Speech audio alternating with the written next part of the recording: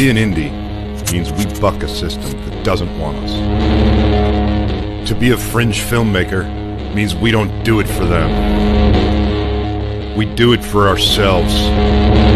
To be an outlaw on the fringe means we'll die before we fail. Be an outlaw.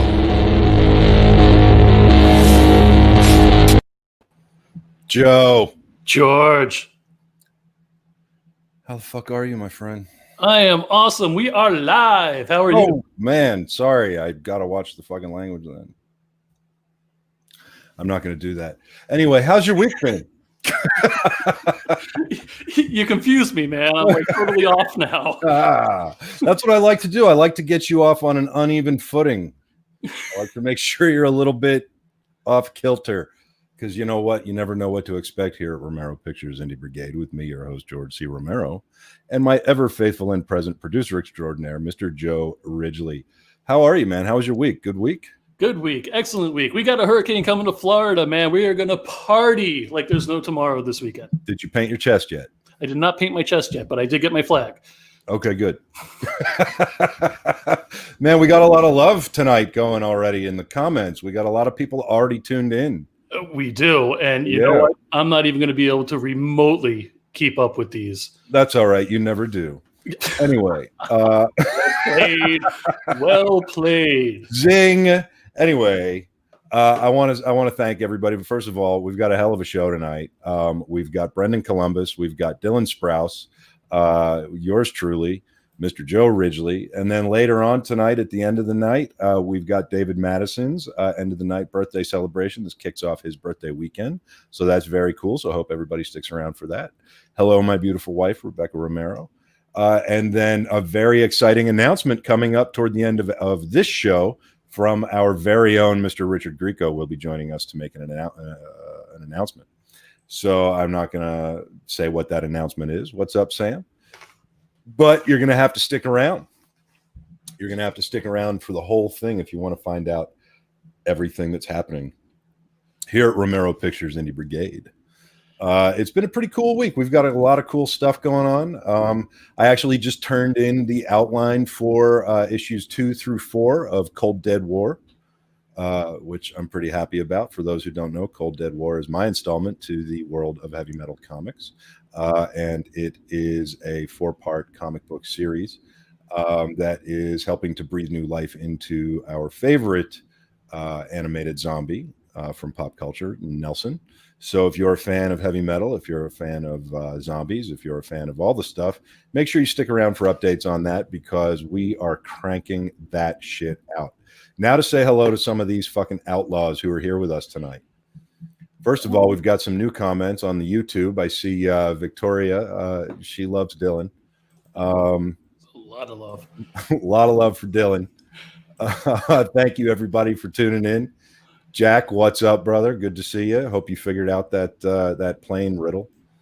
I have not, so somebody's going to have to explain it to me. Yeah, we'll talk. Okay.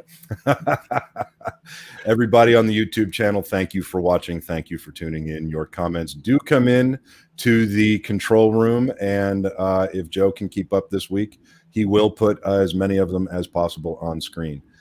Just a little note so everybody kind of knows how the comments here work. We do our best to bring them up on the screen, and we do our best to address them. A lot of times they pop up on the screen when me and a guest were in the middle of talking about something. Because Joe's timing is really bad. But but as we all know, what do we do around here when that happens?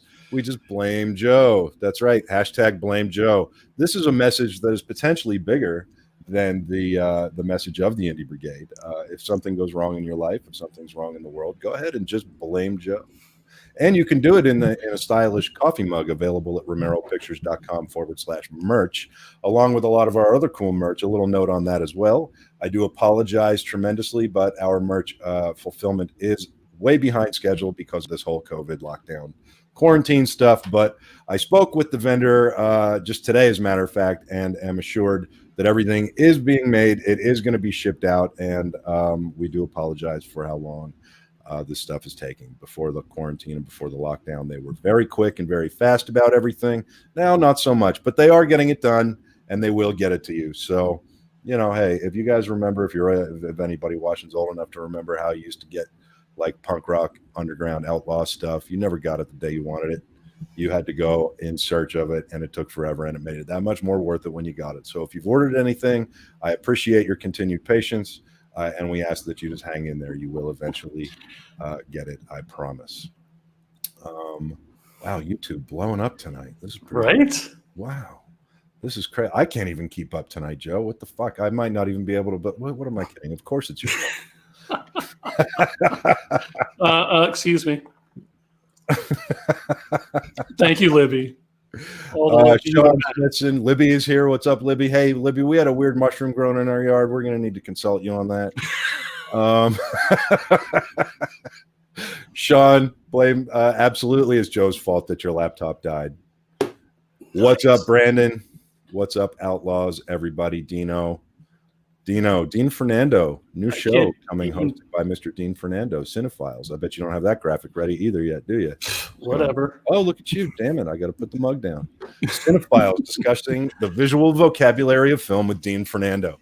This guy has one of the most amazing repertoires when it comes to film of all styles, genres, and time periods. And he's going to be interviewing some phenomenal filmmakers and other folks about the visual vocabulary of film. Stay tuned for start dates. You do not want to miss this show. Let's see. What else do we want to cover here? We've got some stuff to talk about, and we've got a few minutes to put. Terry, what's up? Huzzah. Rob, Alicia, how are you, man? Oh, my. Let's see. Is Gunny here yet? You know what? They're going by so fast. I think I saw him. Did you? I think I saw him pop in. I sent you something today that I'd like to play, but I really want him to be here for it. Let's see. Jack wants his black and white. It's coming, man. I promise. It'll get there. Greetings from Malaysia, man. We got some great worldwide viewers tonight. This is really exciting. It is. Some Sun Eater. Kata, we will be talking some Sun Eater with Dylan. We're going to be talking some Savage Circus. Gunny's here. John, Gunny, what's up, man? Listen, I want you to pay attention to your screen right now because I put something together that I wanted to show everybody, but I wanted to make sure you were here when I showed it. So, Joe, do you have that? I do. Are you ready? I am ready. You know, this is actually from the day that I met Gunny, Mr. John McLaren, and I'll never forget the conversation. And, you know, it's not often when you meet somebody for the first time and you have a conversation that you also get to get that conversation on camera. So, without further ado, I would very much like to roll this. Go ahead.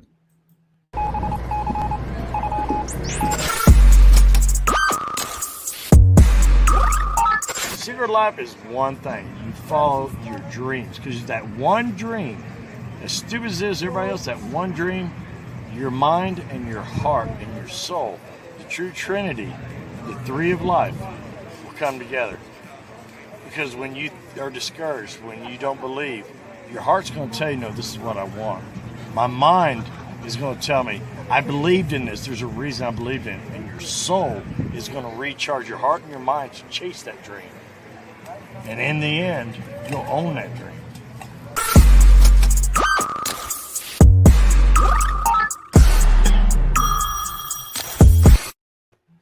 Words to live by. That was cool, right? It was.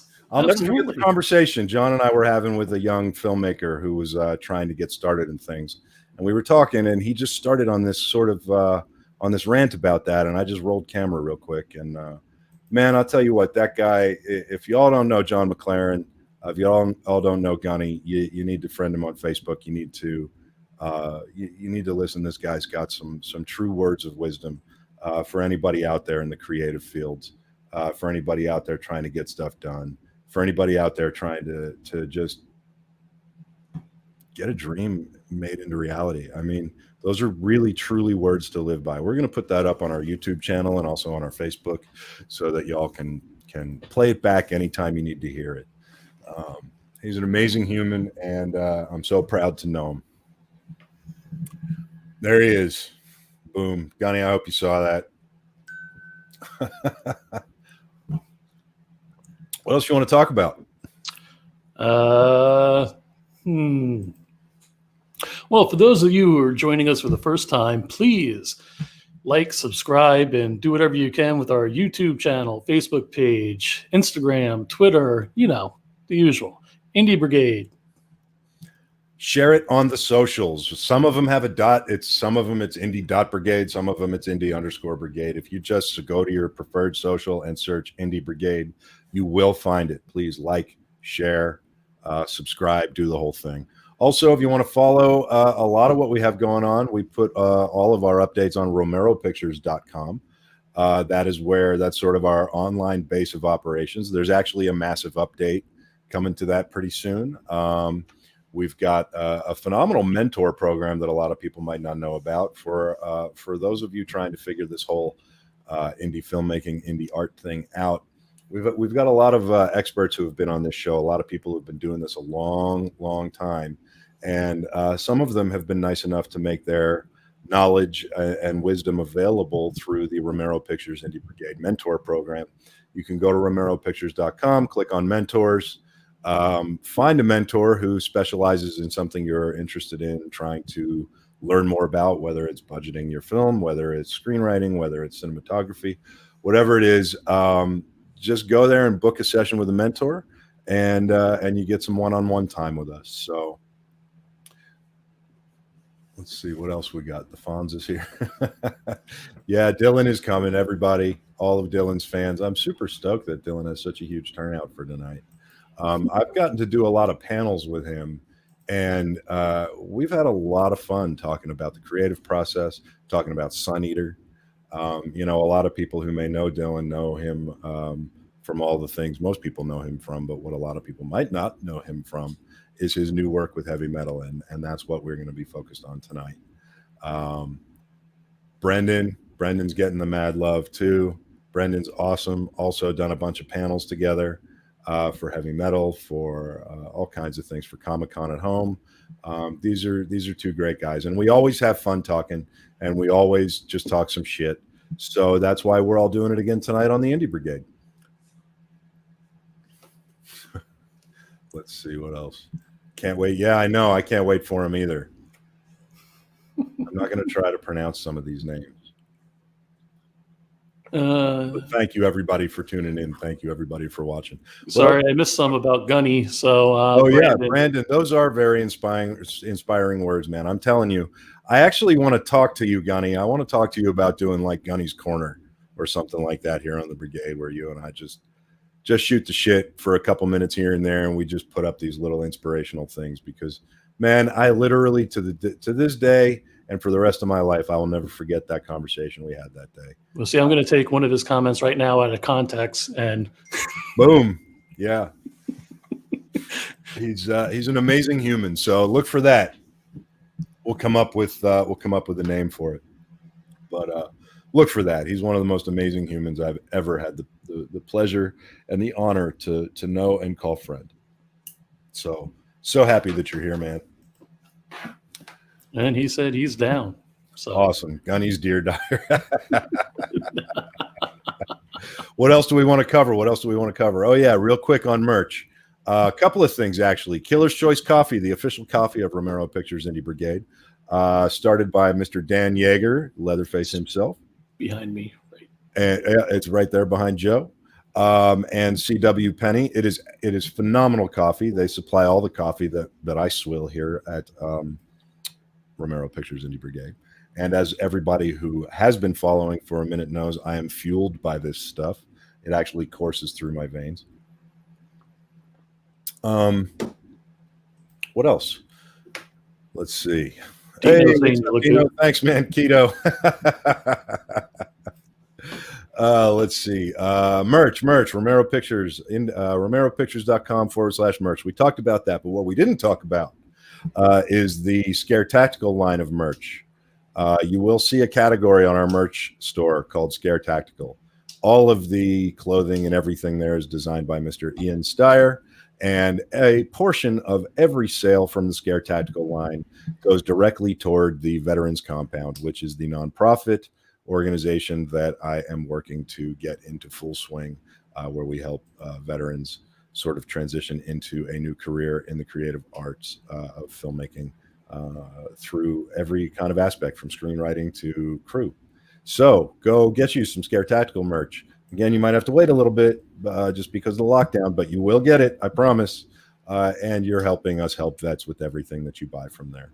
And you might as well hit all these real fast. All of these real fast. These are some of the shows that are currently available or coming to the Romero Pictures Heavy Metal Indie Brigade Network. We've got this show, the Indie Brigade proper. We've got The End of the Night, which comes up directly after this, hosted by Mr. David Lee Madison, a fun time every week. Below that, we've got The Wagner Wiles, hosted by Sam and Lance Wagner. I'm telling you, if you guys haven't watched this show yet, you need to tune in. It's a lot of fun. They have great guests, and these guys are so in love. It's infectious. Below that, we've got The Nasty Nation, hosted by Chuck Nasty, Mr. Chuck Daniels of the band Bastard Sons of Judas Goat, also the band responsible for the sound you hear over our opening segment. If I'm not mistaken, I believe Chuck was actually broadcasting live earlier today, so we're working on some tests there and hoping to bring that to you soon as a video podcast as well. In the middle, of course, we've got BlameJoe kind of lingering there over DEF CON 1. For those of you who don't know, DEF CON 1 was the very first online only fan convention that we did.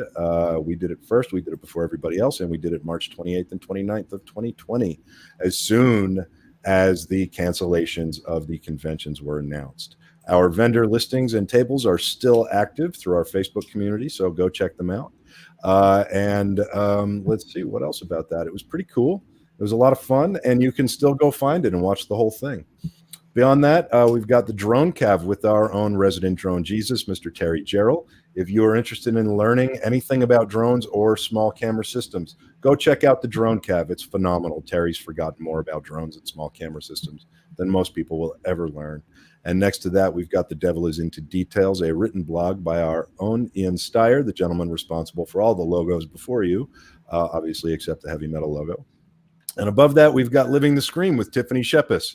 We are still working out a start date there. There was some turmoil with another project of hers for a while, but that is all getting under control, and that show will be coming soon. And above that, we've got What Was I Thinking? Fragments from a Dirty Ashtray with our very own beloved Mr. Richard Grieco, who will be here later tonight to drop an announcement about that show. So stay tuned, stay here, stay with us, listen up. We got some cool shit to talk about. We got some fun stuff going on. What else do you want to talk about, Joe? Oh, buy me a coffee. How about buy me a coffee? You got that one handy? Absolutely. If our merch isn't your bag, or if times are tough right now, but you still love us, you love what we do, you want to help us keep the lights on and the servers running, you've learned something on any given episode, please go to buymeacoffee.com/RP Indie Brigade and, well, buy me a coffee. You've got some people waiting. Do I? You do. Wouldn't lie to you about this. I don't know. I think you might. You're a dirty fucking liar, Joe. No, you're not. I love you. I was going to say, I'm offended. Damn. All right, let's see. What's up? Who's down there? We've got Dylan and we got Brendan. Do it. All right. In no particular order, we got this cat and we've got this cat. Gentlemen, there we go. What's up? There we go. How's it hang? The commenters seem to be more excited for Dylan than me. I had to ask my mom and sister to start posting messages, so it sounded like someone was excited to see me. I absolutely am. so much. That, Joe, but I should just hear you're a big liar, Joe. So I don't know. See, oh, look at this! There it is. What a cover! Are you trying to kill me? Wait. All right. So tell me again. I just based it on Dylan. So for everybody watching, we've got Brendan Columbus, we've got Dylan Sprouse. Guys, thank you so much for joining tonight, man. I had so much fun doing panels with you guys that when we started kind of tweeting about it, I figured, why don't we just fucking do it? And so now this is it. It's all happening. Dreams come true. So well, thanks for having us, George. I was very excited for this. Welcome. I wish I had a cooler backdrop. I feel like all you guys have really cool backdrops, and mine's just windows. I don't know, it looks like I'm at a bar at a strip club. I have all this silver behind. That's all right. I just basically took Which I everything. am, by the way. I am at the bar. Well, that's okay. I just took everything from conventions and just threw it up in the background. It looks pretty cool, George. It's good. Well, guys, Hey, welcome Brendan. to the Indie Brigade, for real. Like, we've got, I don't know if you guys know much about what we do here yet, but we talk about shit that a lot of other folks don't talk about when it comes to podcasts like this. We talk about our experiences in the business. We talk about things that people don't hear other places. Our true message here in the Indie Brigade is to help those who are A, just starting out in the creative arts, B, help those who might want to, but maybe something's been holding them back, and C, help those who have actually been doing this for a long time, but still need to learn different ways of thinking, right? So the whole thing that we promote here is to kind of like break the mold of thought that everybody is stuck in. We try to make everybody leave here every week with a different perspective on something with regard to their own creativity. So based on the conversations that we've all had in some of the panels, and the work that you guys are doing with heavy metal and the work I'm doing with heavy metal and the way we've all kind of come together around something as awesome as heavy metal, I think is really going to create kind of some interesting talk tonight about just kind of the creative process. But obviously everybody who's watching knows who you guys both are. But if we could start, Maybe Dylan. I'm not sure about me. Hey, I know who you are. Because a lot of a lot of our audience might not know some of the new stuff about you guys. For instance, the Savage Circus and Sun Eater, right? So maybe if you want to each give a little bit of an intro of yourselves and focus more on kind of where you're at now in your creative life and your creative career. And then I've got a couple of questions. We'll just jump right in after that. So Dylan, let's start with you. Oh, okay, rad. Well, yeah, just to give a little bit of background, I've been writing Sun Eater for 5 years on my lonesome. And as any great creative knows, I think that the heart of creativity is really a traumatic childhood. So usually, linking all that together creates something pretty great. So I started writing Sun Eater 5 years ago, and it was really in a way that was just kind of catharsis mostly, and writing for fun, because when I was out of college, Brendan, I'm sure you know this kind of feeling too. You write so much, and then it comes to a hard halt. Yeah. And so for me, I wanted to kind of jump back into it, and I started writing that, created it, was kind of unsure about releasing it, and then eventually got linked up with heavy metal, and it was kind of a perfect union because they were who I was kind of writing in my mind to be adapted as a comic.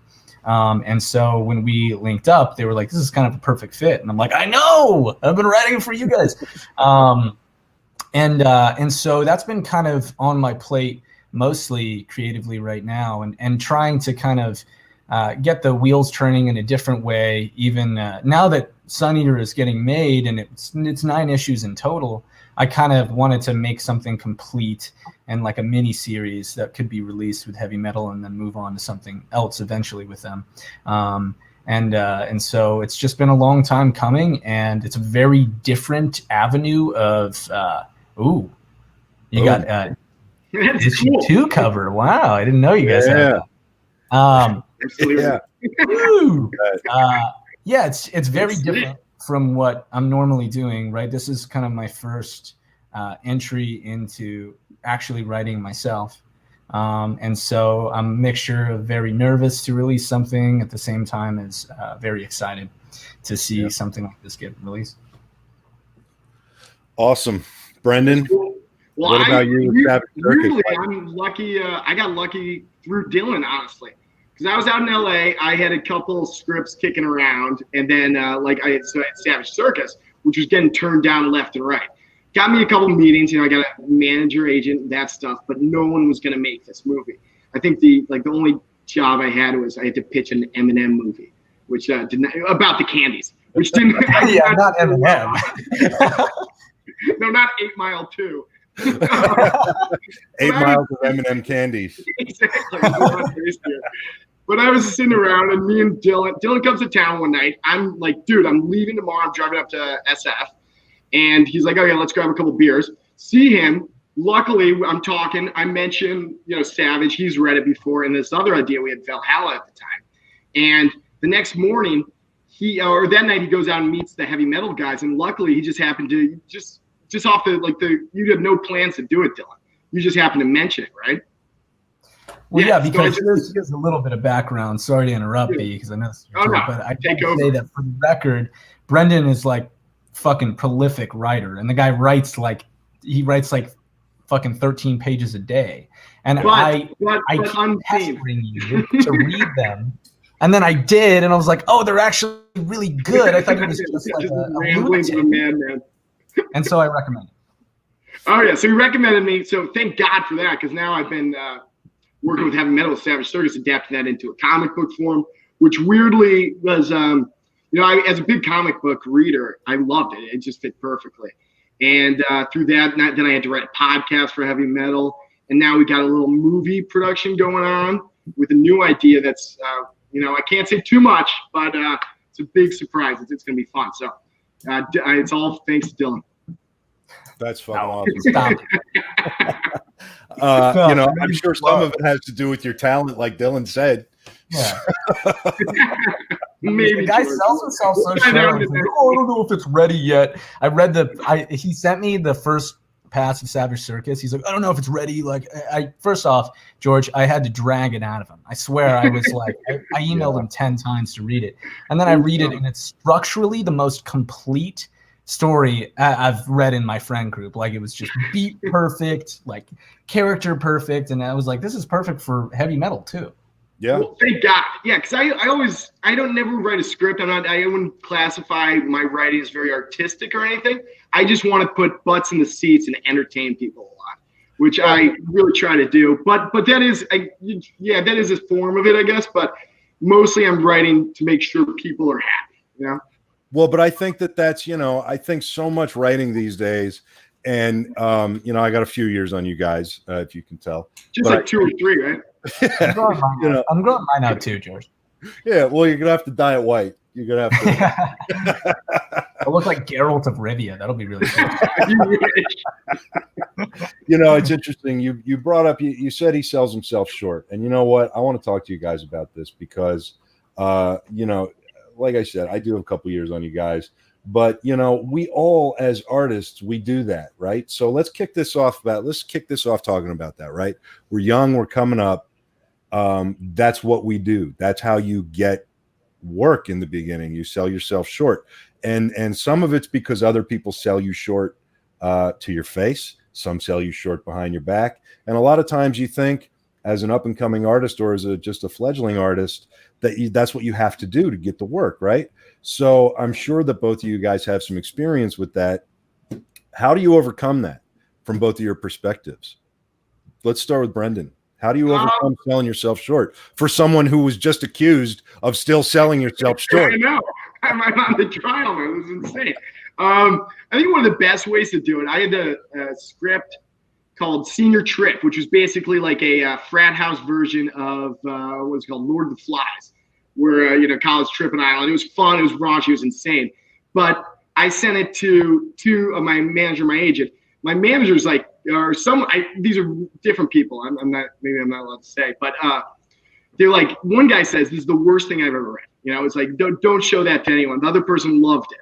So that kind of helped show that it just, it's really luck of the draw on who reads these things. So it's because there's such varying opinions on writing. Something I love, Dylan loves anime. I'm not the biggest fan. And so it's, differences like that. I could tell just by the way you're dressed that you're not the biggest fan of anime, Brendan. I like anime. I said to throw a little jab at Dylan. Oh, kind of like the Bud Light shirt, maybe? Yeah. He's insisting on Bud Light whenever we go out. Sexy. Well, Dylan, you've got the Bud Light thing. You've got this mead thing going, right? And it's amazing. Yeah, that's right. I knew you were going to bring it up, George. Yo. Yeah, I just got a new bottle. You can join the subscription club. It is great stuff. I think actually the Columbuses are our biggest supporters. You guys have bought more mead than I think any in the clubs. Everywhere I go, there's mead in this house. I was cooking with, I did clams with it last week. They were great. Out of the sink now. Yeah. That's all we have left. Regarding the selling yourself short thing, I feel like I think you bring up an interesting point, platforming off both of what you guys are talking about. For me, at least, there's always that point. I'm not unsure if this goes away, but there's always that point where you have to decide, like, how badly do I want this project to be released? How badly do I want it out there? Mm-hmm. Am I willing to, like, I don't feel like, unless you're on like David Lynch level, I don't feel like you're ever going to not sell yourself short a little bit. Maybe I'm a pessimist, but I feel like, unless you're a control freak, I'm unsure that the entirety of selling yourself short will just never exist. I've struggled with that a long time, and to be frank, I mean, I think every week I have to reiterate to people who I am versus perception and a lot of this stuff, and you guys are aware of this too. But like the perception that people bring to you, it's taken me a long time to come to peace with their understanding of it, and not say that it might be wrong, but that it's right in their way, and it's really up to me to try and prove otherwise if I'm unhappy with it. Right. Like that. That's a really good point. But, I mean, I think a lot of that comes from the fact that, you grew up in this business, right? I mean, we all grew up in this business. I mean, there comes a time when, well, for me, what it was it came a time when selling myself short transitioned into realizing that I just truly don't have an ego about my work. Right. And that's when things like collaboration, the true spirit of the creative that I'm trying to put forth started shining. And it became more of and that's what I love about you guys. You guys are the same way. Like every time we talk about work, we all vibe so well because there's no ego. Everything you did with Sun Eater, Dylan, everything you did with Savage Circus, everything I'm doing with Rise, everything I'm trying to do with Cold Dead War, it's raw, right? There's no pretense to it. There's no bullshit to it. It's just whatever is raw is coming out. And, I think heavy metal as a platform for that, and is phenomenal at allowing writers. Every panel, Sprouse, you got to do it. I'm sorry, Joe. Please continue. That's fine. I thought it was mine for a second. And then, but I think it's a great platform because they don't put handcuffs on us. They want that rawness. They want that, like, no bullshit. This is what's in me and this is what's coming out. And, Dylan, what was that like for you? Because you said you've been writing Sun Eater for 5 years. What's that like to just put that unfiltered, just that true you that you want people to know? What's that like to put that out? How did you overcome the hurdles and say, that's it, I'm not going to hide behind any bullshit, this is me unfiltered?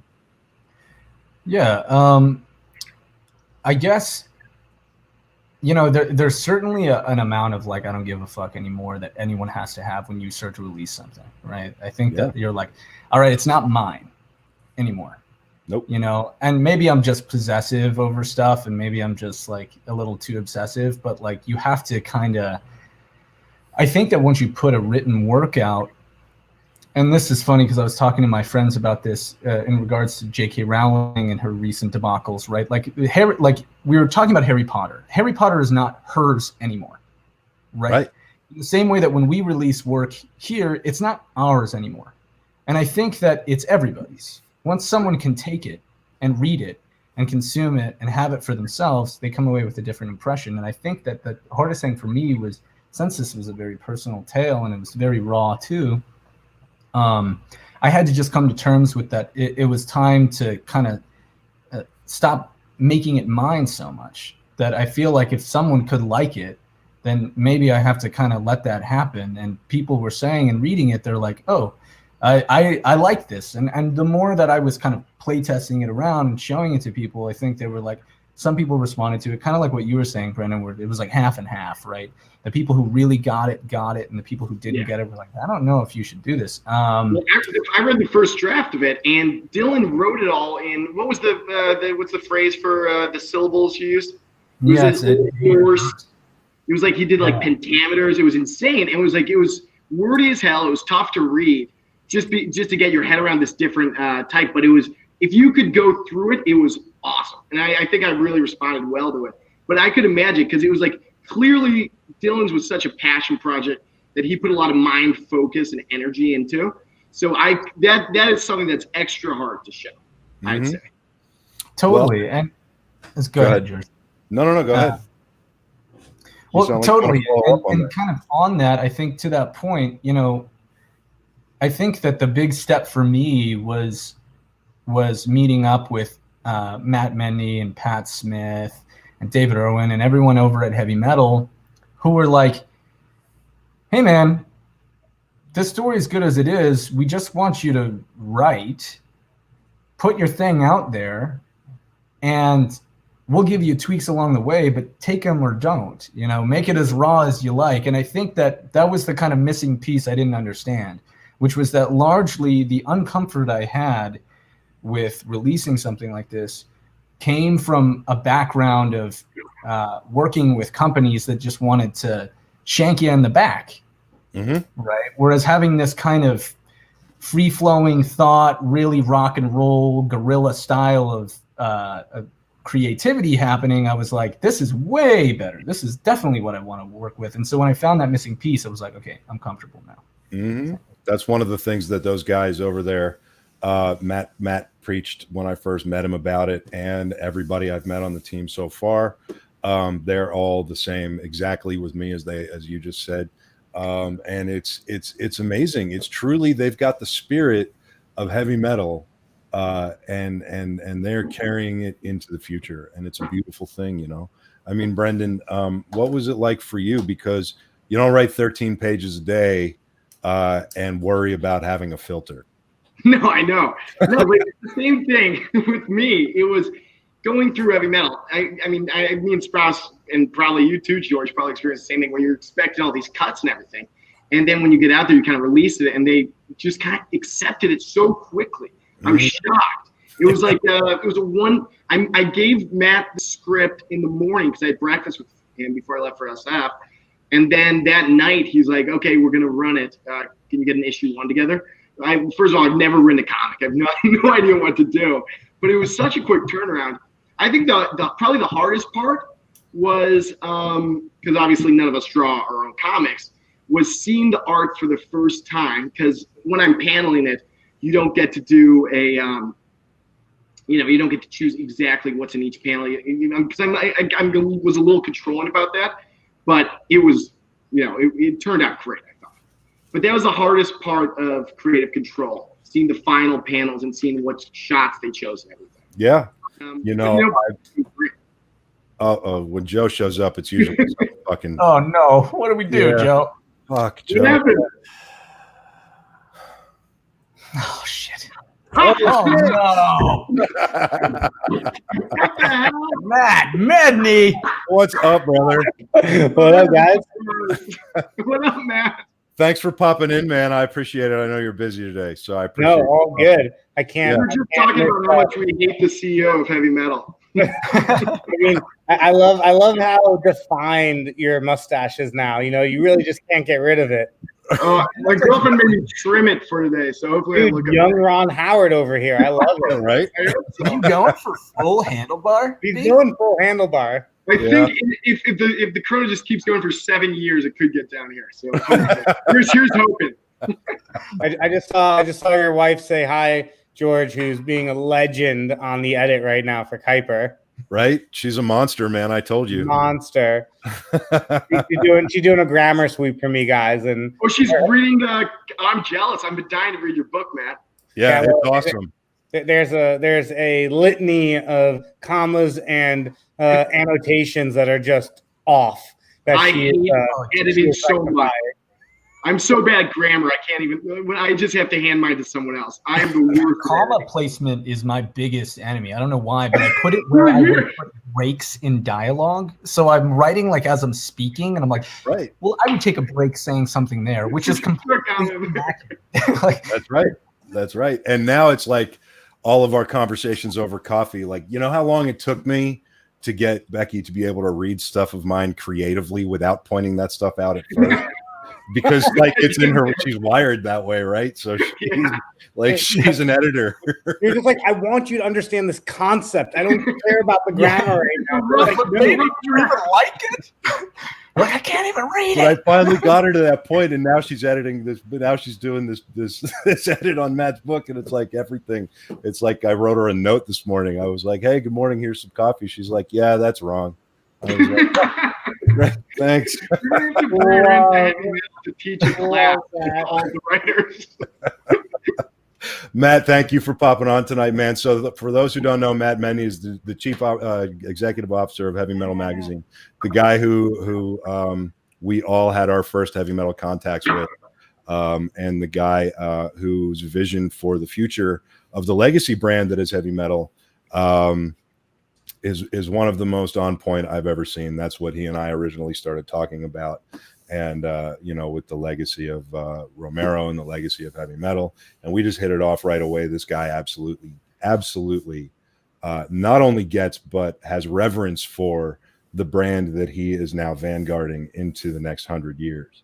And, if you wouldn't mind, Matt, what was the appeal about wanting to bring on, well, first of all, your creative team is the best I've ever seen in my life. From Joe Illich to Dave Irwin to everybody I've met and worked with. And that seems to be the consensus. But, you've got several different projects represented here on the screen.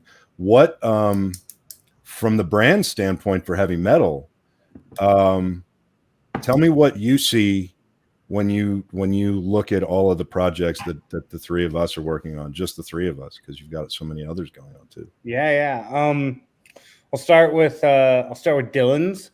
So it's Sun Eater. Oh, From worst to best, I guess.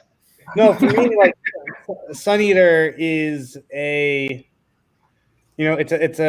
heavy. It's as heavy metal as a story can get. From the point of view that it has an undertone of a real life journey, masked through the epic saga of a fantasy construct.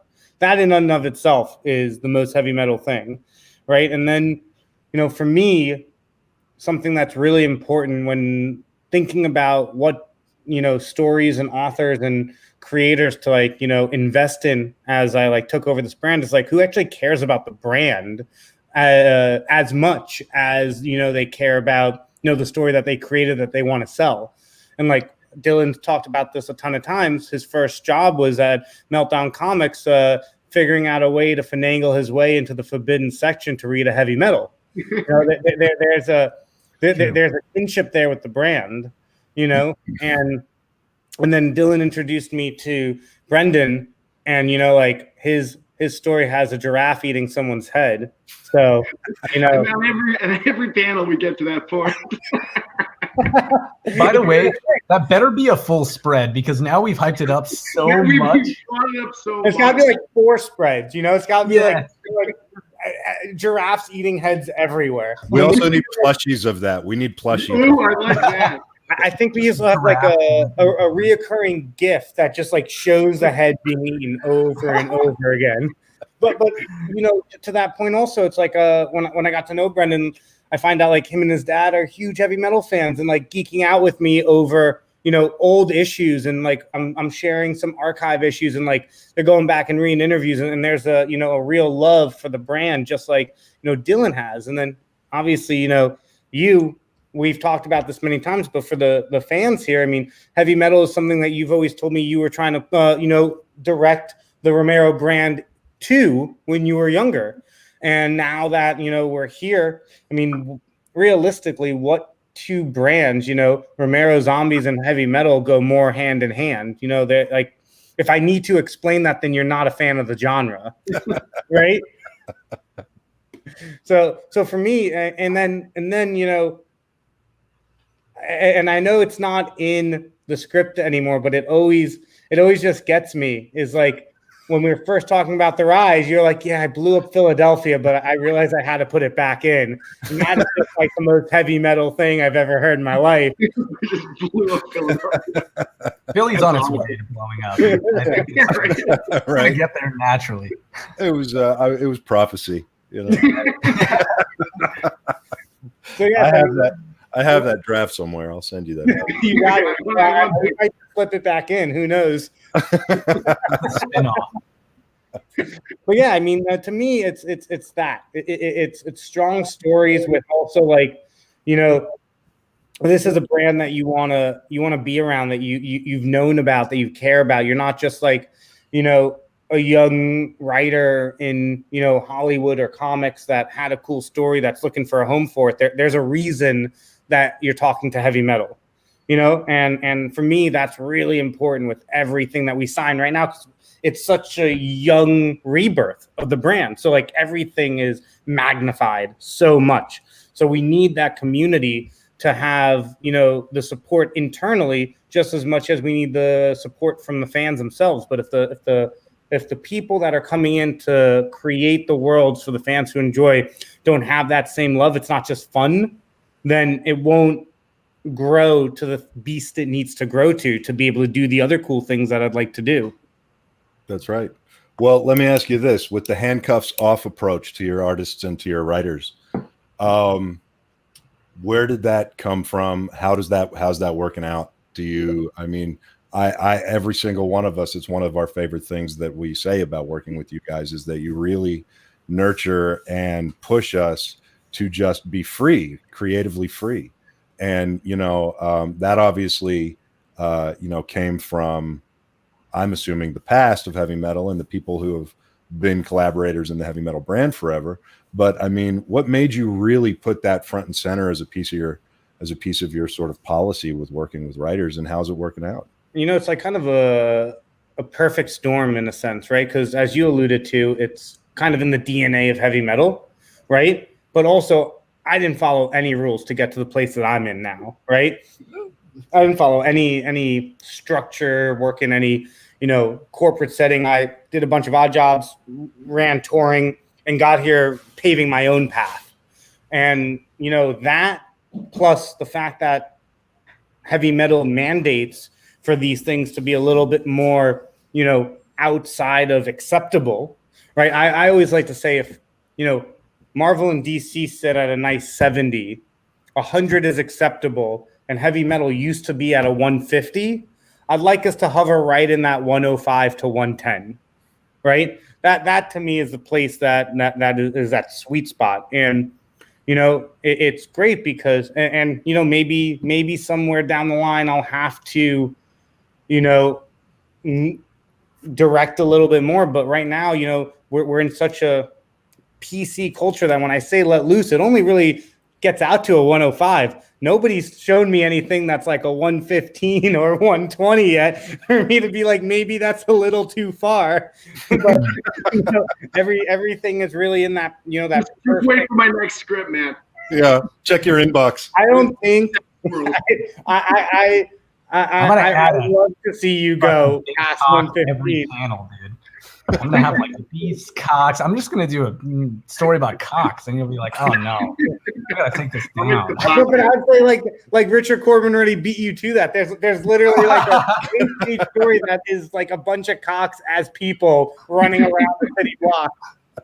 Wait, hold on. What's the name of that story so I can order it immediately? Well, man, I'm getting because I love the archive subscription Heavy Metal's got going. It's free because I ordered so many 300 Sunnies with Rises, but I get 5 old issues a month, and it is just like some of the stuff in there is absolutely bananas. It's like the craziest things I've ever seen. That's what I'm saying. I love it though. It's 150. Dude, mine's all in New York right now. Pornographic advertising. Yeah. I think I got my first issue of Heavy Metal when I was maybe 8 years old. Something like that. That's why you blew up Philadelphia. So I credit Heavy Metal as being one of the things that really fucked me up. but it's it's literally it's the best place I could think for a lot of the content that we're doing. And Matt, one of the things that you're doing that just got announced actually I think this week was you're taking storytelling to the next level with Wonderwork. Yeah, Wonderwork is really exciting. Brendan has an episode coming out this season. Sun Eater will be in season 2. Rise, or there'll be an offshoot of Rise in season 1. My background in music, I've always just wanted to do an immersive audio storytelling, because for me, it's something that I think kind of gets lost with TV and film is imagination. I feel like everyone's imagination is a little bit smaller than it used to be, because you used to have only books, right? At one point it was only books and somewhat okay action movies. So you really had to imagine it. Then action movies became fucking amazing because of CGI, right? And because of that, it allows for less ability for you to imagine what could be because you're already seeing it. And I really loved, that part of growing up where it's you would read something or you listen to an audiobook, an early one, and you just imagine what's happening there. And I want to bring that back a little bit. Hell yeah. Well, okay. I like the restrictions of the practical effects. Personally, I'm a practical effect guy. Yeah. It's all about practical effects. Awesome with CGI. Any blood squibs I'm in. John Woo. It's the best. The suspended disbelief that comes out of that, where you're like, for example, for me, it's super, super obviously evident in Lord of the Rings, The Hobbit, right? Where you watch and the difference, even the way that the light falls on the puppets or the kind of miniatures of Minas Tirith and things like that. I mean, when you watch it, it just adds this quality to it that I think is just so wonderful. But it doesn't look as good as CGI, let's say now. Now CGI looks a lot better than it did around that day. But it doesn't look as good. But I think that we trick ourselves while we're watching it into suspending our disbelief. And we're like, oh, we're in the film, we're here. So in a way, it actually looks better because you've already suspended your belief at the door. Well, definitely looked better in 2001 than it looks right now. That's for sure. I would still put the car chases. This looks so good. Come on, I'd still put the car chases from French Connection and Bullet up against any Fast and the Furious movie, period.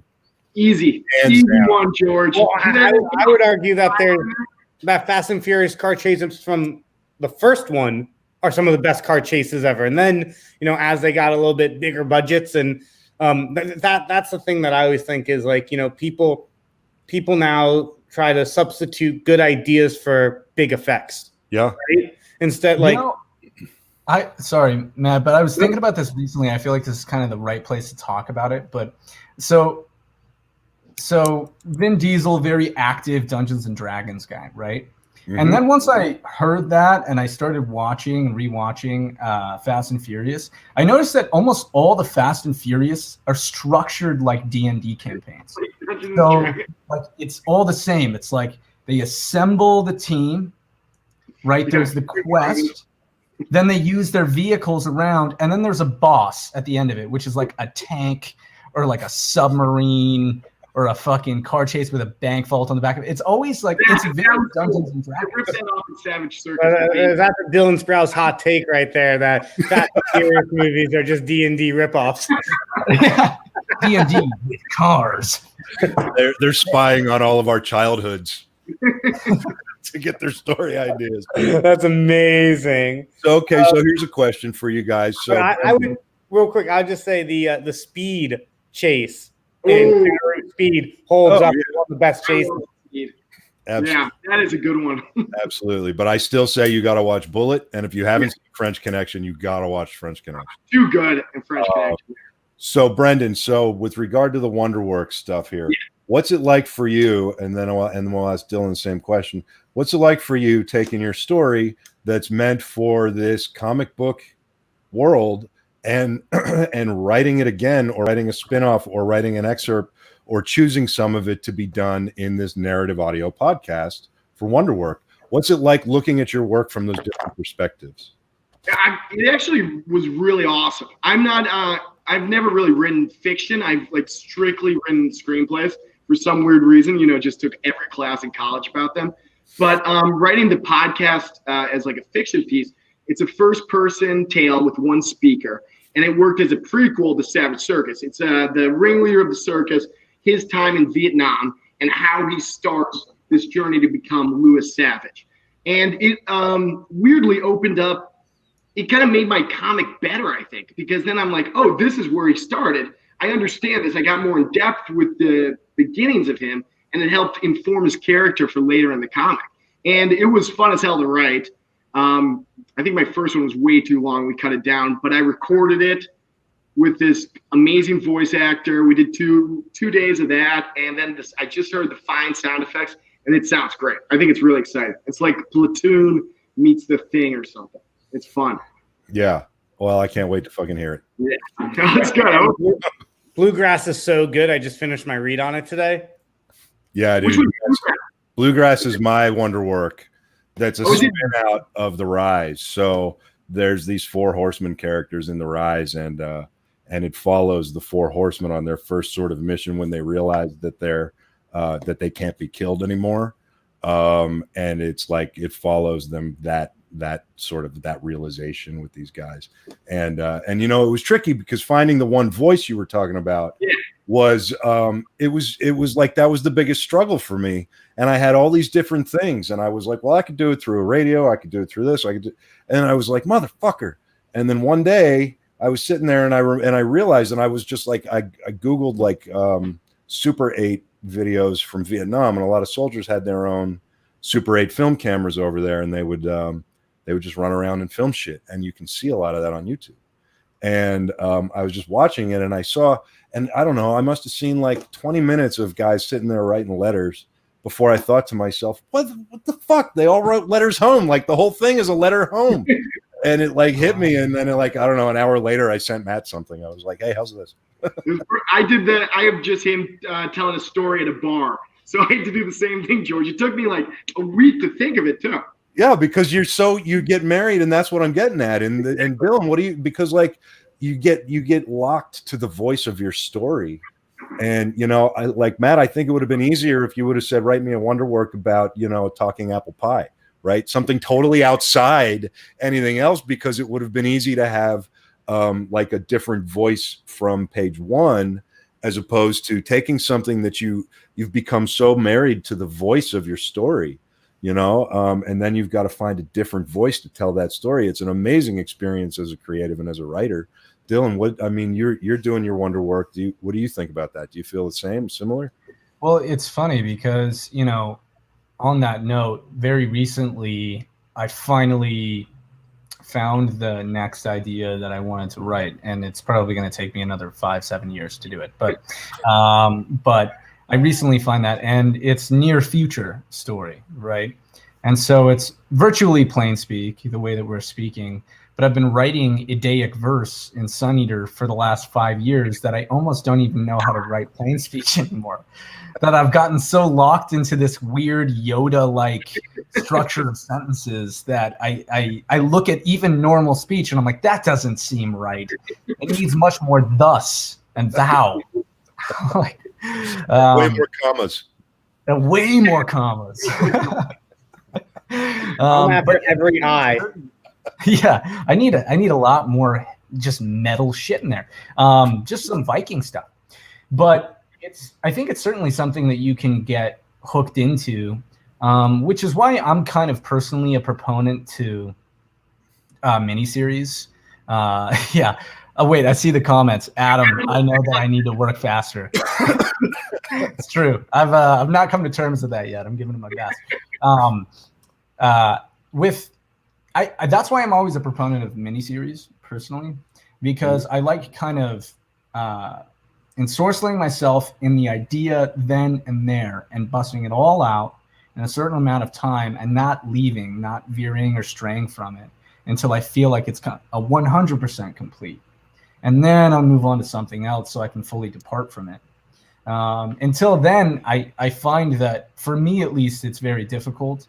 For example, my girlfriend Barbara speaks like 4 different languages. So she has no idea, or she has no difficulty taking ideas and changing up their structure, finding new ones, or like diving into different perspectives on things very easily. And I don't have that same thing. I've only spoken Eddaic verse and English. So Kind of speaking. And I can barely do that. Yeah, I speak like Valley Boy English, which is not exactly great. But with this wonder work, I mean, I find it's funny, Brendan, that you say about the kind of discovering more about Savage himself, informing the rest of it. Matt, you and I have talked about it, and George, we've talked about this a little bit too, which I think is that I think the best step you can do to inform even the kind of microscopic story you're looking to tell is first flesh out the world, right? Build the backstory, find out what makes them tick, write a list for the characters of how they would react in certain situations, things they might even get overly offended by so that people can read and be like, why is he offended by that? You know, things that are kind of the rules of the world first and foremost. And even if you never explain that thing once inside of the story that you write, you have it for you, right? You have it so that in the case where you encounter, you know, Savage walking up and seeing a stray cat trying to paw at him, you're like, oh, I know exactly how he's going to react to that. And so, yeah. So for me, I mean, the Wonderwork thing, I still need to think a little bit more about where I'm going in terms of Sun Eater in regards to that. But I do have some ideas. I have some ideas after hearing your voice takes for Garm. I think it should be inside Garm's head. It's funny enough, where I've kind of thought about going more of the history. Dylan did a Garm trailer bit that I'm turning into a video trailer, and I heard and I was like, oh my god, I've met Garm. This is amazing. That'd be awesome. Wild, yeah. And we're distorting it and stuff, so I just can't wait to hear it. It's going to be really cool. But it's the history of the pelts. You're talking a lot about backstory, and you know, a lot of that comes from your acting life, right? Because you know, well, first of all, you're talking about backstory for worlds. I feel like Dave Irwin and Joe Illidge are going to pop up and be like, characters, like worlds. You know, it's funny because I've noticed that too. I started with the characters and the worlds, but I'd love your guys' take on this too, because, for example, what do you identify as the Rise or Savage Circus or Beyond Kuiper in terms of its like what you use as reference, right? Because talking to David and Joseph, sometimes I'm like, oh, they really identify with these certain aspects that were not my understanding of Sun Eater, but they're right. Yep. They identified it in this way. Like, for example, Sun Eater to me was, as Brendan noted, a very anime kind of driven thing. There was a structure that was loosely like set up the bad guy for that episode, set up Kveldulf's weird kind of isms that episode, and then just like a fucking 20-page fight scene. Right. Whereas now we're moving more so into kind of more of character development, which was always there, but we're structuring it more centric on that. And so I wonder, like, for you guys, what are you kind of identifying as like Kuiper or the Rise or Savage? George and I have talked about this a lot. I think we're both on the same. And George, tell me if you disagree. But for me, at least, it's the for me it's the world. The characters obviously need to be super strong, but I'm always of the mindset that the characters being strong is like your baseline. So let's not even talk about that. Your world needs to be really fucking strong, and that's where I think a lot of people fail, is because they just work on really great characters, and then I'm like, cool, that's dope, but like I don't care about where they are.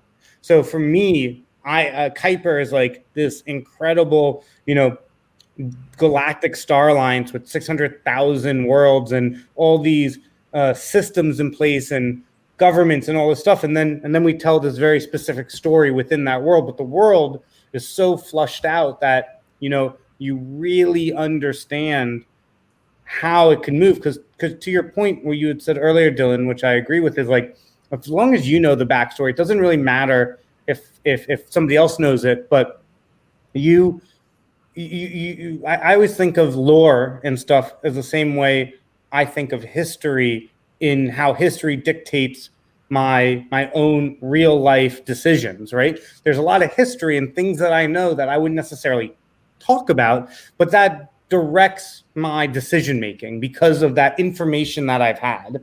So if you do not create that information for your characters, how are they going to create decisions that are believable? And I'm not surprised by that answer, Matt, because he texted me this week a picture of a solar system, each planet labeled, and I'm like, oh, cool, man. Like, which planet are they on? Which one do they go to? He's like, oh, these aren't in the book. He just has the soul. Yeah, but the weird part is that he sent me that too, but then he sent me a Google Street View of each planet with with like coffee shops and.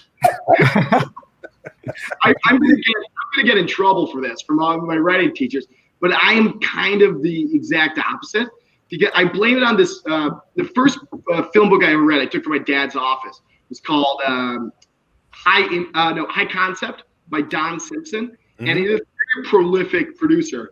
And in between his writings of his love of massages, he said like he came up with the elevator pitch that every idea has to be pitched from floor 1 to floor 4, right? Yep. So I always think of like a catch first, and then I would build the world around that. So like for Savage, I was like, oh, what if a circus train tipped over when I'm into a town? And then, I worked from there. I wish I had the brain power to go world to character to the plot, but I just get stuck on log lines immediately from it. And then I build from there. Yeah, that's funny because all of your log lines are really strong. That is something now that you say it. I'm like, oh. The best log line exercise I ever did was write every log line in 30 words, not less, not more, 30 words, period. I read that in one of those books somewhere. I don't remember, but it was the same concept of the elevator pitch. If you can't pitch your idea solid in a matter of seconds, especially with attention spans getting shorter and shorter these days, you're never really going to get anybody to pay attention beyond that. And, it's interesting because, Matt, I do agree with you, but I also do agree with Brendan. I also agree with David and Joe, and the way I try to look at things is I have an idea and then I try to flush that idea out and I try to see that idea from front to back with like faceless characters, like crash test dummies in every role. And then I try to set it in sort of like some blank city. And then if that needs to expand, then that's all blank too. And then I got to tell you, I generally start with one character and I develop like a trust relationship with that character. And then I just put that character in a blank room, kind of like the Matrix. And then Matt, you and I, this is one of our first story conversations. A coffee shop pops up, right? And then that character's buying a coffee at a coffee shop. And then by the time that character finishes their coffee, I try to have some level of trust with that character. And then I say to myself, all right, this character is going to walk out of this coffee shop. Where the fuck are they going to go? And I start to see the world unfold. And then I start to see the story unfold. But all the while, it's unfolding around this one character. And then at that point, I try to build all of the different things. I try to build them separate, but I do a lot of woodworking too. So I build pieces and then I put them together. And that's kind of how my process has evolved over the years I've been doing this. It's like I build this piece and that piece and this piece, and then I figure out how they all go together. And then you meet somebody like Dave Irwin, who looks at you and says, yeah, it's really well thought out and your characters are great, but did you ever think about this? And then you go, well, fuck, I've only done movies before. So I only have to think in 90-minute to 2-hour windows, right? And then you start thinking like everybody talks about, well, geez, I'd love to write a series or I'd love to do something where I have all this time. And then you start thinking, you guys, this is my first comic, but, I start thinking, well, geez, these panels, there's only 5 panels a page. That's going to be limiting for my story. And then you have like a conversation with Dave or Matt or Joe. And then you go, well, wait a minute, this fucking one panel on this page is a more vast universe than any frame in any film ever made anywhere, because it's infinite. It is absolutely infinite, whatever you put in that panel. And you get to do that 5 times per page. And it's so fucking freeing. Right? Don't tell Matt I said this, but sometimes I slam like 7 or 8 panels on a page. Dude, I get I have a couple 7-panel pages. Why don't we talk about how many pages Sun Eater number 2 turned out to be? Dude, I kept trying to cut it down. I'm sorry. George, I love the coffee. That's awesome. Dude, well, I mean, how many pages is it now? Actually, I think that was Matt. Well, now it's fine, but George, just to throw it out there, Dylan's 33-page animated series script for Sun Eater issue number 2, because of the amount of detail in Norse mythology and in battling. You know, when we converted it originally to a comic, it went just shy of 90 pages. So we had a so bad for Joe. I'm so sorry. Okay, well, you guys don't get to tell me that my shit's running long anymore then. I had like multiple breakdowns to Matt. I'm like, I don't know how I'm going to fit it in 28 pages, man. And he's like, well, do it in 22. My first draft of Cold Dead War is literally right here on my desk. I was looking at it because I was doing the It's 32 pages, and Matt was like, yeah, that's like 2 or 3 issues. I was like, what? Yeah, I got 14, I think. I had to stop at 32. I had George, to What was that, Brendan? I can't really hear you on your mic. It speaks like it sounds like you're talking to someone's bottom of the glass at the bar.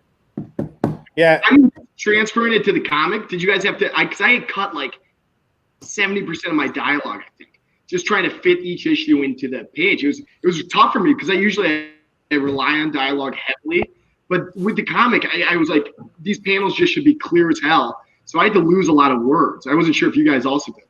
Are you a big monologuer? No. I just anything longer than 3 lines is gone. Just even action, I hate it. They're big, like quippy, like fast-paced dialogue scene. Yeah. That was all Savage. Was just a lot of talking for. Just like in the first like 20 pages, because I had to fill a lot of info fast. But then I realized with the comic, I could use these pictures to kind of cut down on the dialogue. But I had so many words. That's why I wrote Kuiper as a novel. Exactly. So I had more words. Yeah. But I started it at 118,000 words in the first draft, and my editor brought it down to about 90,000. So I had to cry a few days. Like 18% of my story that got canned, but it was gone. I don't think I've written 90,000 words in my life. Hold on one second. Let me show you. I never had a lot of dialogue, just because of the way it was written. Like I wanted it to be. That's also why. What is that? Yeah, It's a Bluetooth typewriter. So just what a imagine, hipster, am I right? just imagine Alexis hearing this Oh for gosh. like 100,000 words. That clicks so loud because I don't like the new keyboards they got on the Macs. So I just attach this monitor. I'm like, clunk, clunk, clunk, clunk, clunk, clunk, clunk. Really? Yeah, you can't look up porn quietly anymore. It sucks. I love these little. I like zip around these little Mac keyboards, man. I don't even. It's my hands are just too big. I get Bratwurst hands, so I just. Yeah. Oh, it's ridiculous. I mean, this thing's like. Yeah. Like what's it? I don't have the same problems. I kind of lost. I think we lost our train of thought there. We got off with that train of thought left town, and none of us were on it. So anyway, we were talking about dialogue and cutting dialogue and stuff like that, right? So my big issue and problem was that, like in mine, there's a lot of science, and Dylan, you asked earlier, what's your reference? Like the thing about Cold Dead War and the thing about Rise is they're both set against alternative history, actual world history, like, but it's like alternative versions. So for me, it's a lot of reading what actually happened and then thinking like, wow, this would be fucked up if it actually happened like this, and then I write that. But a lot of the stuff in Rise, there's a lot of science behind it. So it's like, I mean, there's like people talking about tetrodotoxone, and like I'm not going to put that in a comic, so I had to figure it out. You just audibly get just write a physics textbook, right? That's kind of a good question for you, George. Then, and Matt, you too, because you're a huge sci-fi guy. I don't like. Maybe this is a bad impulse. I don't feel the need to explain a lot. I don't like if there's somewhere, like if someone, let's say this new one I'm writing is kind of, sorry, Magnus, hold on, bud. If there's like something that is kind of scientific in the very loosest sense, I just kind of let readers assume what it might be. I don't kind of feel the need to explain it in depth. Do you find the same thing, or you? Because I imagine that you're way smarter guy than I am, if that's the case. Because trying to explain that to me seems like it seems depends. Like with Rise, you have to. With Rise, you have to, because you've got 50 years worth of lore and 50 years worth of canon, right? So, and there is science in it, and so you've got to address it, But I tend to agree with you, Matt. I know that in your world, there's got to be some explanation, because I try to dumb it down as much as I can. I try to take big concepts and make it real easy. I've seen he made a new periodic table, this guy. Matt showed me like 7 new elements on there. It's insane. I mean, you were texting me about silicon-based aliens, and I was like, you brought me down a rabbit hole on YouTube. I was looking at that for a while. The scary part is what silicon is. I'm like, I prefer episode 7 of Next Generation is all about silicon-based life. Come on. I must have missed that one. You're gonna have to ship that episode on DVD then. I'm with Dylan though. I like I'll prefer either like hard sci-fi, like someone like if you ever like Ted Chiang, he did all the short stories. He did Arrival, which I thought handled the information very well, but explained everything. Or either you have to explain everything or explain nothing. I really get mad when it's the middle ground and there's gaps. Yeah, but I find it really interesting. Like, I also don't. There's such a tendency. Sorry, what were you saying, Brandon? I was just saying the indie movie Coherence. They did it for like $20,000 about a dinner party in LA, and it's about quantum physics, and it is one of the coolest movies I've ever seen. And they explain everything in that. I thought they did a hell of a job. Yeah, Mind Walk. There's an old film called Mind Walk that it's like a poet, a quantum physicist, and a politician. You love Mind Walk. Yeah, I'm watching it tonight now, George. Oh, it's awesome. It's Sam Watersman or whatever, the lawyer from Law and Order that was on it for like 10 years. It's him like before he was on Law and Order in like 1982. Oh, yeah, he's a full head of hair. He's black hair in it. Full head of hair. Same eyebrows though. It's great though. It's literally what happens if a politician, a poet, and a quantum physicist get together and walk around museums and have a conversation. Oh, that sounds good. I'm riveted by it, and it's a great way to look at, honestly, dialogue. I mean, you watch some of this older stuff, and it's a great way to learn how to shape your dialogue a little bit. Oh, Joe's here. Fucking what, Joe? I feel bad for Joe. Matt's a busy man. I know he's on a certain schedule, so I got to in. Matt, I know you gave us a bunch of time tonight, buddy. Thank you for coming, Matt. It was a great surprise. Get back to it. Thanks. You can blame Joe for kicking me out. I know it's always the best thing to do. Yeah, fuck him. Thank you, Joe. Later, guys. See you. Bye. All right, that was all. Bye, Joe. I feel like it's so.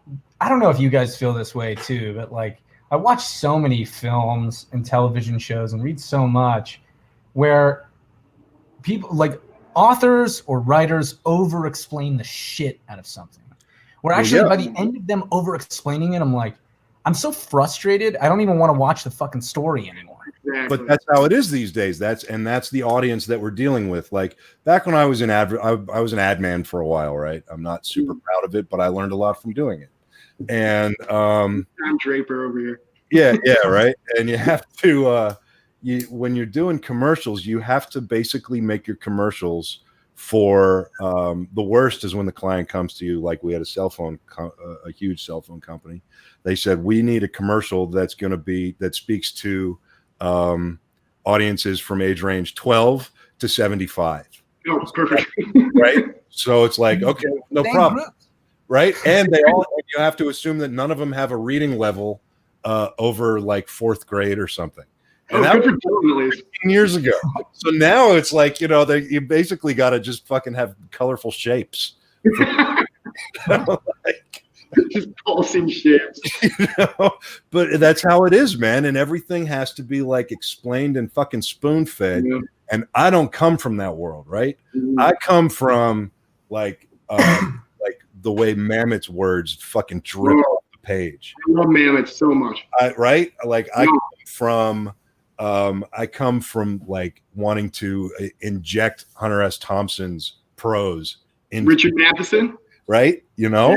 Well, it's also like, for example, what you're talking about is exactly what Kubrick never did, right? He was always so serious about the details, even with the set dressing, that in a way, when you speak down, like it's almost like speaking down to your audience. Mm-hmm.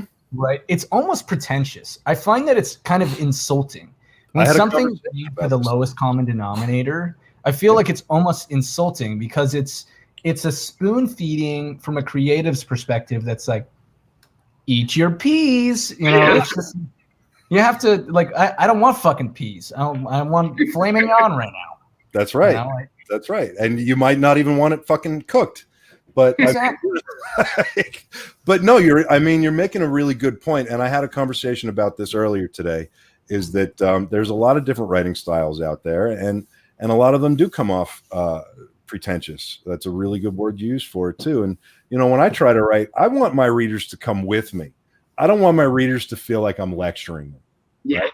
I want them to be in the room with me around the campfire. It's like the analogy I made earlier was like when cavemen were telling stories around the fires back in the day and drawing shit on the caves. They weren't like, okay, everybody, I'm going to tell you this fucking awesome story, but first here's the rule book. Yeah, right. Exactly. And then you got other cavemen being like, well, the fire's out. Can we start a new fire or come back tomorrow? Or you could almost argue that exposition in that way is kind of a form of selling yourself short. Hey, and it is. Dylan bringing it full circle. You're a little scared of the story to speak for itself. Yeah. Mm-hmm. Yeah. But I mean, a lot of that comes with confidence as a creative. A lot of that comes with the fact that you reach a point as a creative where you say, this is me, this is my fucking voice. Yeah. If people don't like my voice, then they don't have to read my voice. If they don't have to listen to it, they don't have to read it, they don't have to watch it, they can all fuck off because there's enough people who are going to like it. Right. And I think that there's a confidence that comes with that. Kayla says, please don't explain. Most readers are capable of connecting the dots. That's what makes it fun. That's right. We're so driven by commercialism. And, that's why we're the Indie Brigade. And that's why we're all about the outlaw side of things, because, most of the people who create in our world, we're not used to the handcuffs. We're not used to saying, okay, we've got to worry about this type of censorship, or we've got to worry about what this age group is going to think, or what that demographic is going to think. We just tell our truth through our art, and our art becomes our truth. And it's also getting more confident with, I had some problems, writing scripts when you write for the ideas of other people, almost where you're trying to please people with your writing. I'm like, oh, what would a big movie be? Okay, I'm going to try and write that. And then once you get enough confidence to write something you actually enjoy writing, like I remember someone was like, rom-coms are selling hot right now. You should write a rom-com. And I look at me. I sit down and try to write a rom-com. It's like, it was beautiful. It was excruciating. But you've never had romance or comedy in your entire life. So how are you going to do that? I tried my darndest, but it's like once you realize you got to write for yourself, it kind of frees you, Mm-hmm. Absolutely. Yeah, so I got to know, did you try to write a rom-com? Well, Dream Girl is still sitting around page 45, I think, and it's just maybe one day, guys. Why don't you just convert Savage Circus into a rom-com version of it? I added a little romance in there, you know. That should be our next writing challenge. Is we take everything we've written right now for heavy metal and make it into a rom-com. I would love to see Sunny in a rom-com. The Rise, Savage, and Sun Eater rom-coms would be. I feel like this. We did Warm Bodies was the only zombie rom-com I ever saw. Oh Yeah. God, I'm not. I feel like too at the sorry, same time. There is an allure, I think, as well, to at least as a film viewer, right? Like I know you guys are like this, but a lot of people are like, okay. For example, I brought up Kubrick. We're like, I want to watch all of his stuff in a row, right? So you sit and you watch the collected work because you want to see the mark of authorship. You want to see how their perspective is on things. So when you're writing for other people, you're actually losing the authorship that you had and that what a large majority of people are probably interested in seeing, right? Eventually, maybe not in your first, maybe not even in your second, but when you got 3, 4, 5, 6 in the line, and they can look back and they're like, oh, I see what he did there. And now I'm seeing how he's evolving with it here. You know, like I want to read a Brendan Columbus. I don't want to read a Brendan Columbus. You can tell it's a generic script. You know, it's like a Save the Cat script. You know, every beat happens on every page it's supposed to happen. And I think there's a perfect example of like generic scripts out there that just do nothing more than what they exactly need to do. Right. They're written by marketing departments. Exactly, yeah. And some of them will entertain you, you know, laying on the couch on a Sunday, but they're not going to change anyone's life, I don't think. That's right. And, you know, I mean, look, I say all the time here on the Brigade that, you know, first of all, 2020 has been a fucked up year. But beyond that, it's the artists who are going to tell the tales of this time in history. George, sorry to interrupt. I watched last night on Shudder. They just released this movie called Host, which they wrote and directed and made in 12 weeks about the coronavirus, about a Zoom call. And like you're saying, the artists kind of took it. They do a seance, scared the shit out of me. Terrified. I really dug it. It's 56 minutes. I'd check it out. Shudder? Yeah, Shudder's actually a really good app. We actually, one of our Brigade members premiered a similar project here on the Indie Brigade that was a short film that was shot all through Zoom. It was called COVID 2024, I think, or COVID 24. And it was about basically like this thing goes on and on and on, and it's 2024. We're still fucking quarantined. And it was awesome. But, it's cool. They're pulling this off. But you know, it's true. It's gonna be the writers and the singers and the songwriters and the actors and the filmmakers and the artists, right? The creatives that are going to tell the tale of this time. There's a difference between recounting history and telling the tale of a period in history, and that's what art is going to do. That's what creatives are going to do, and that's why it's important for people to find their voice. And Dylan, you made a good point. You know, you want to watch Kubrick stuff because you for whatever reason you want to watch it, right? But it's usually because you want to see how he's interconnected all of his stuff. Tarantino's done the same thing. A lot of creatives and a lot of artists have done the same thing. They put things in their work that they hearken to in later work. I've done it. There's shit in everything I do that harkens back to everything else I've ever done, right? Hell, there's even jokes about some of the commercials from when I was an admin. And, you can't help but do it. And I don't know if I ever think that I'm ever going to be good enough where people are going to say, oh, I want to watch all of his stuff back to back. But, you know, that could be me still at my age selling myself short, right? Or it could just be the fact that I'm just past it, right? I need to make, I need to create, I need to do shit. Otherwise, I will just go insane, and that's not good for anybody. It's good for me. I'd like to watch that. It's entertaining to read. Zombie, yeah, it's just crazy. Hey, if you can channel your insanity into artwork, that's pretty good. That's pretty good. That's a good thing. If you can, you got to find something. You got to find your outlet. You got to find where you put that voice. You got to find, even when we cook here, we try to, we work on on like making sure that our dinners look good on the plate, right? Like that's a fucking form of creativity. And for, there's a lot of people out there, and this is, I'm going to end on this question with you guys, and I want both your perspectives on this. There's a lot of people out there who want to take that first step. They want to jump into the deep end, but they're stuck. They're afraid to take that first step. They're afraid to stare at anything but a blank page, right? Because it's easier to stare at a blank page and say, I'm trying to be a writer, but I have writer's block. It's easier to do that than to fill that page, even if it's with bullshit that you're going to rewrite later.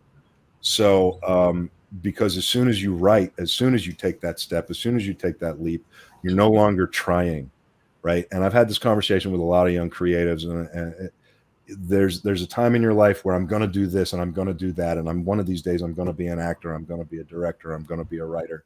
And then one day you do it, and then you do it more and more and more, and then one day you're no longer going to do it, and then you're no longer trying to do it. One day you're just doing it, and that's who you are and what you do, right? But that first fucking step for both of you guys, let's start with Dylan. That first step for you, what was that like? Yeah. Do you remember? Yeah, well, I mean, definitely in terms of doing it for myself and not being paid to do it for other people. Hold on really quick. My bulldog is growling at me. I'm just going to throw the tennis ball. I'll go first then, Dylan. Go away, you dreadful beast. I swear I'm not ripping ass in the background here. It's just his thing. That's so funny enough, I could even relate this a little bit to the meadery, right, and opening up the brewery. Because I think that there's this perception with any creative or even business or whatever you're getting into that, like, you need to be very prepared. Right? You need to be as prepared as you can possibly be so that by the time it gets there, you have all the pieces in place and you can sell the thing, or you can write the thing, or you can do the thing. And I think that is the biggest, at least for me, was my biggest holdup, right? Is that I thought that I needed to know every bump in the road before I got there to navigate the road properly. Mm-hmm. But I think a lot of creatives can sympathize with the fact that, like, once you jump off that cliff, you're flying still. You're not finding the other side until it's the very, very, very end. You're all the way through, you're looking for the ledge. And I don't think that that's necessarily a bad thing. I just think that getting comfortable with the understanding that you're not going to know it all, and you're going to have to jump off that cliff and leave the nest at some point in time, is the path to creativity. Lose the idea of complete control over the process. You have to kind of just ride the wave. You have to get on the board first and foremost before anything else, because otherwise you're going to be looking at the surf and you're going to be thinking about all the things that you need to do, and you're going to keep yourself from writing. You're going to keep yourself from being creative. And no one who's even in the top positions of, like, let's say you admire a writer, you admire a director, every one of them has experienced the same thing, right? They've all experienced this kind of jumping off the ledge, and they still don't have the answers. That's why people think this is so difficult all the time. Yeah. Right? They know the one universal truth, which is that you just got to do it. You got to jump out there. And if writing is holding you up, write a bunch of bullshit. Just write 30 pages of dog shit text. Yes. And edit for like a year. But at least you got something out there, right? I tell people that all the time, man. Write your story from front to back. Too many people get stuck and they write 10 pages and rewrite 10 pages. And rewrite 10 pages, and then they don't. You got to write your thing from front to back and then rewrite it. It's brutal though. I was like the king of page, like 45. I must have like 20 scripts just hanging around 45. But at one point you just gotta spit it out, right? Vomit draft. You just gotta put everything through it. Yeah. And I don't think you ever, right? You just push everything out, because I don't think I've ever written anything good the first time around. It all comes from rewriting, and it's a hell of a lot easier rewriting dialogue than writing dialogue.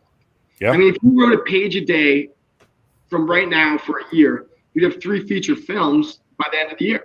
It'd be insane, you know? So it's small steps. It is still, I don't think you ever, at least I haven't reached a point where I enjoy it at all. I still it is torture. I hate. Really? Oh, for me, I have to, until I get in it, George, it's torture to sit down, I think, and start sometimes for me. It is really hard. And I think sometimes people make it sound a little easier, but you got to sit down and you really just got to work at it. And then once you realize everything you're writing isn't going to be good, it opens up 100 possibilities. No one is going to read this shit until you send it to someone. So write down whatever you want. You know, no one's going to see it. That's what really helped me. I'm like, no one's hacking my computer. The NSA is not reading my final draft. It's like, no one's going to read this until you give it to someone. So you might as well, first time around, just go balls to the wall, put everything out there, and just get pages done. Really? Because I have a copy of your rom-com right here that I just pulled up. Public domain, motherfucker. Good luck. For me, Google Drive is accessible.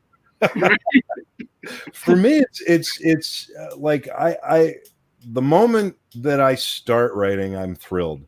Yeah. But it's that I got to take that time and trust my process and know that when the time is right for me to sit down and start, it's going to happen. And I no longer beat myself up about my start date. I no longer beat myself up about sitting down and getting started.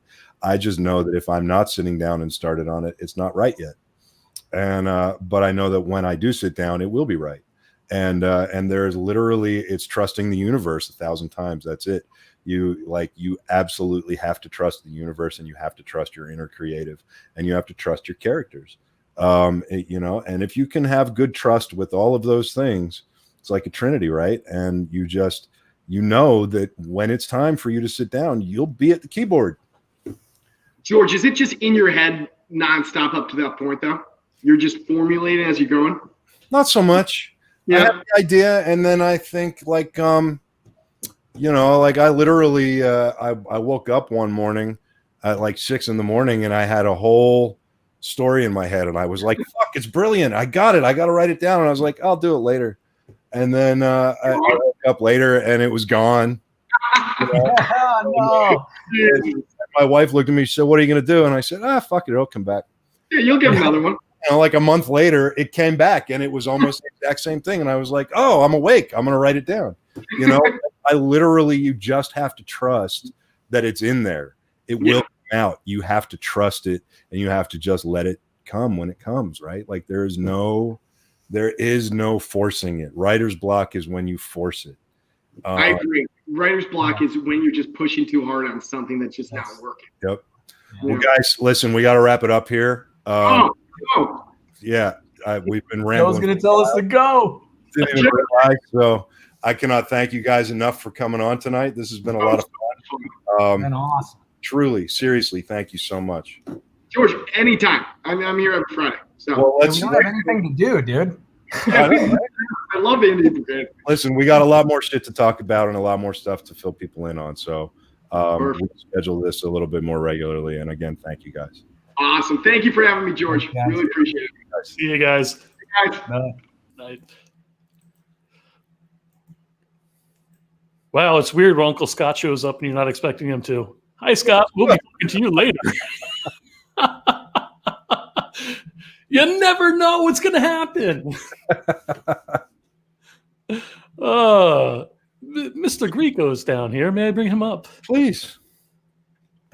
Grieco, brother. Hey, man. How's it going, man? Good. Good to see you. Good to see you. Yeah. Everybody, Mr. Richard Grieco, thank you for sticking around. I'm so happy you're here tonight. We've got something pretty cool to talk about. And I wanted to do it now because I wanted to make sure everybody stuck around for the whole episode. So I didn't want you to come on and talk about it and announce it, and then people be like, I'm out of here. So for everybody watching, I hope you all enjoyed what we just did. And man, Fragments from a Dirty Ashtray. It's coming. Boom. It's coming. What was I thinking? Fragments from a Dirty Ashtray with Richard Grieco. What do you think? What do you think about it? What do you what can you tell fans about it to expect? Hit me. Anything. No rules. It's your show. I don't know. I mean, it's going to be in your face. It's going to be kind of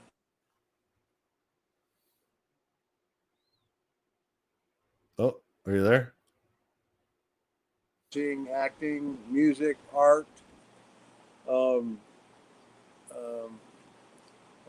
So I think we'll work on what we're going to do with it as far as, like, bringing some interesting guests on. You know what I mean? Yeah. But I'm sure we can get a few of those. And basically, the first night, I mean, we'll come up with something, but I always like to fly by the seat of my pants anyway. So I think that's the best way to do it. I want to come up with some interesting things, as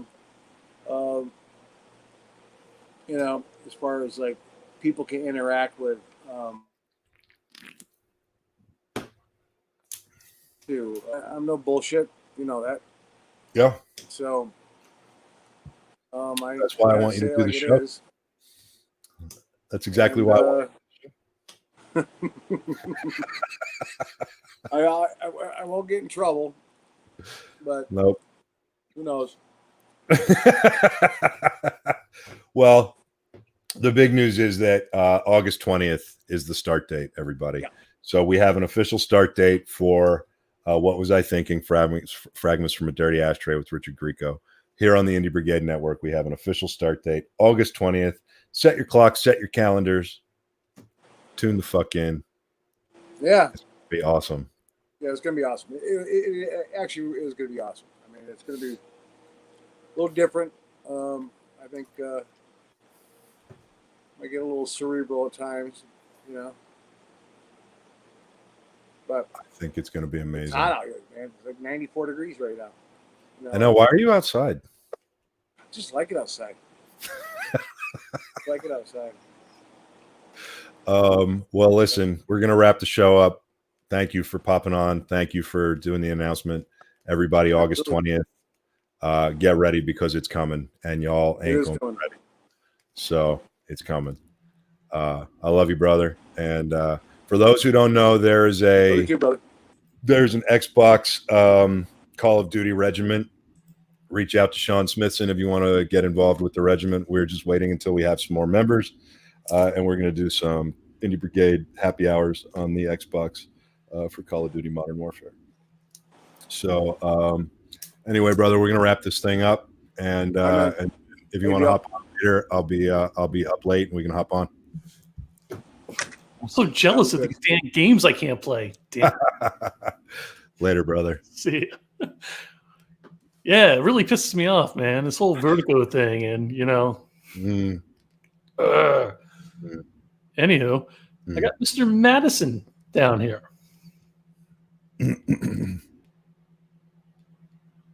Are you gonna bring him up here?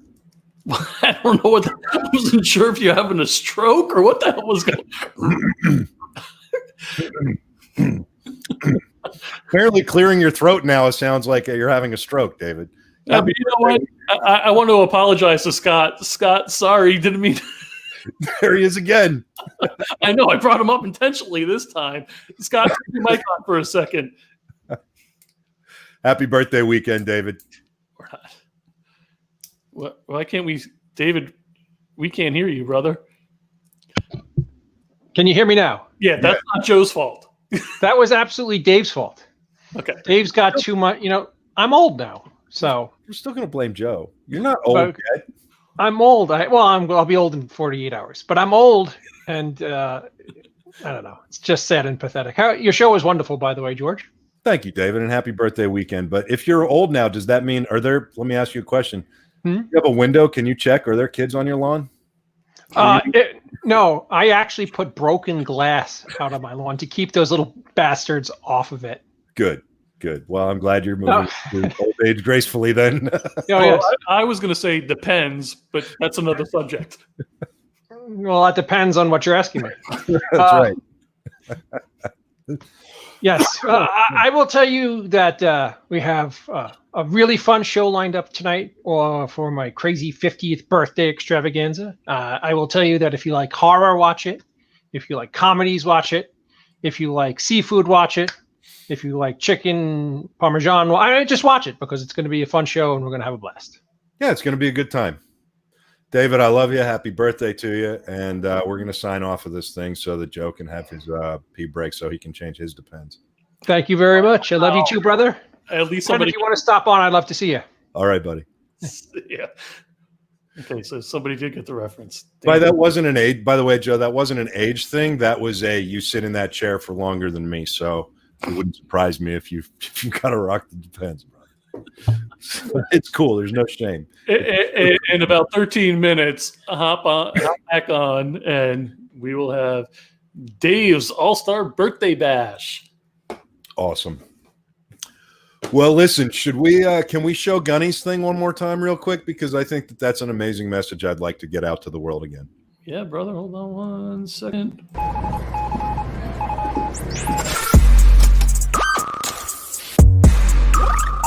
Secret life is one thing. You follow your dreams because that one dream, as stupid as it is, everybody else, that one dream, your mind and your heart and your soul, the true trinity, the three of life, will come together. Because when you are discouraged, when you don't believe, your heart's going to tell you, no, this is what I want. My mind is going to tell me, I believed in this. There's a reason I believed in it. And your soul is going to recharge your heart and your mind to chase that dream. And in the end, you'll own that dream.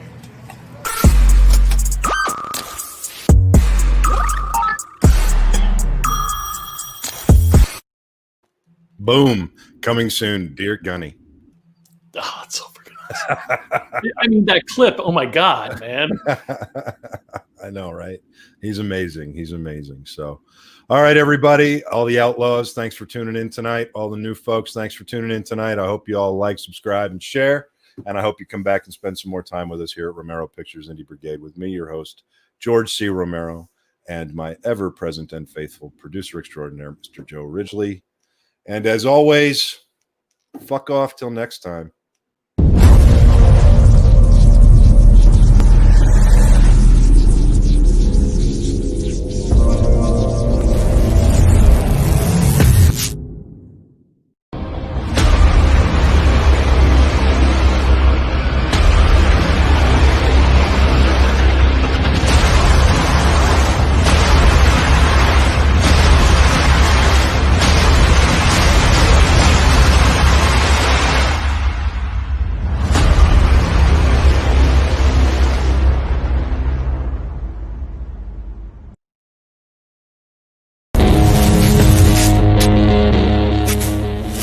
To be an indie means we buck a system that doesn't want us.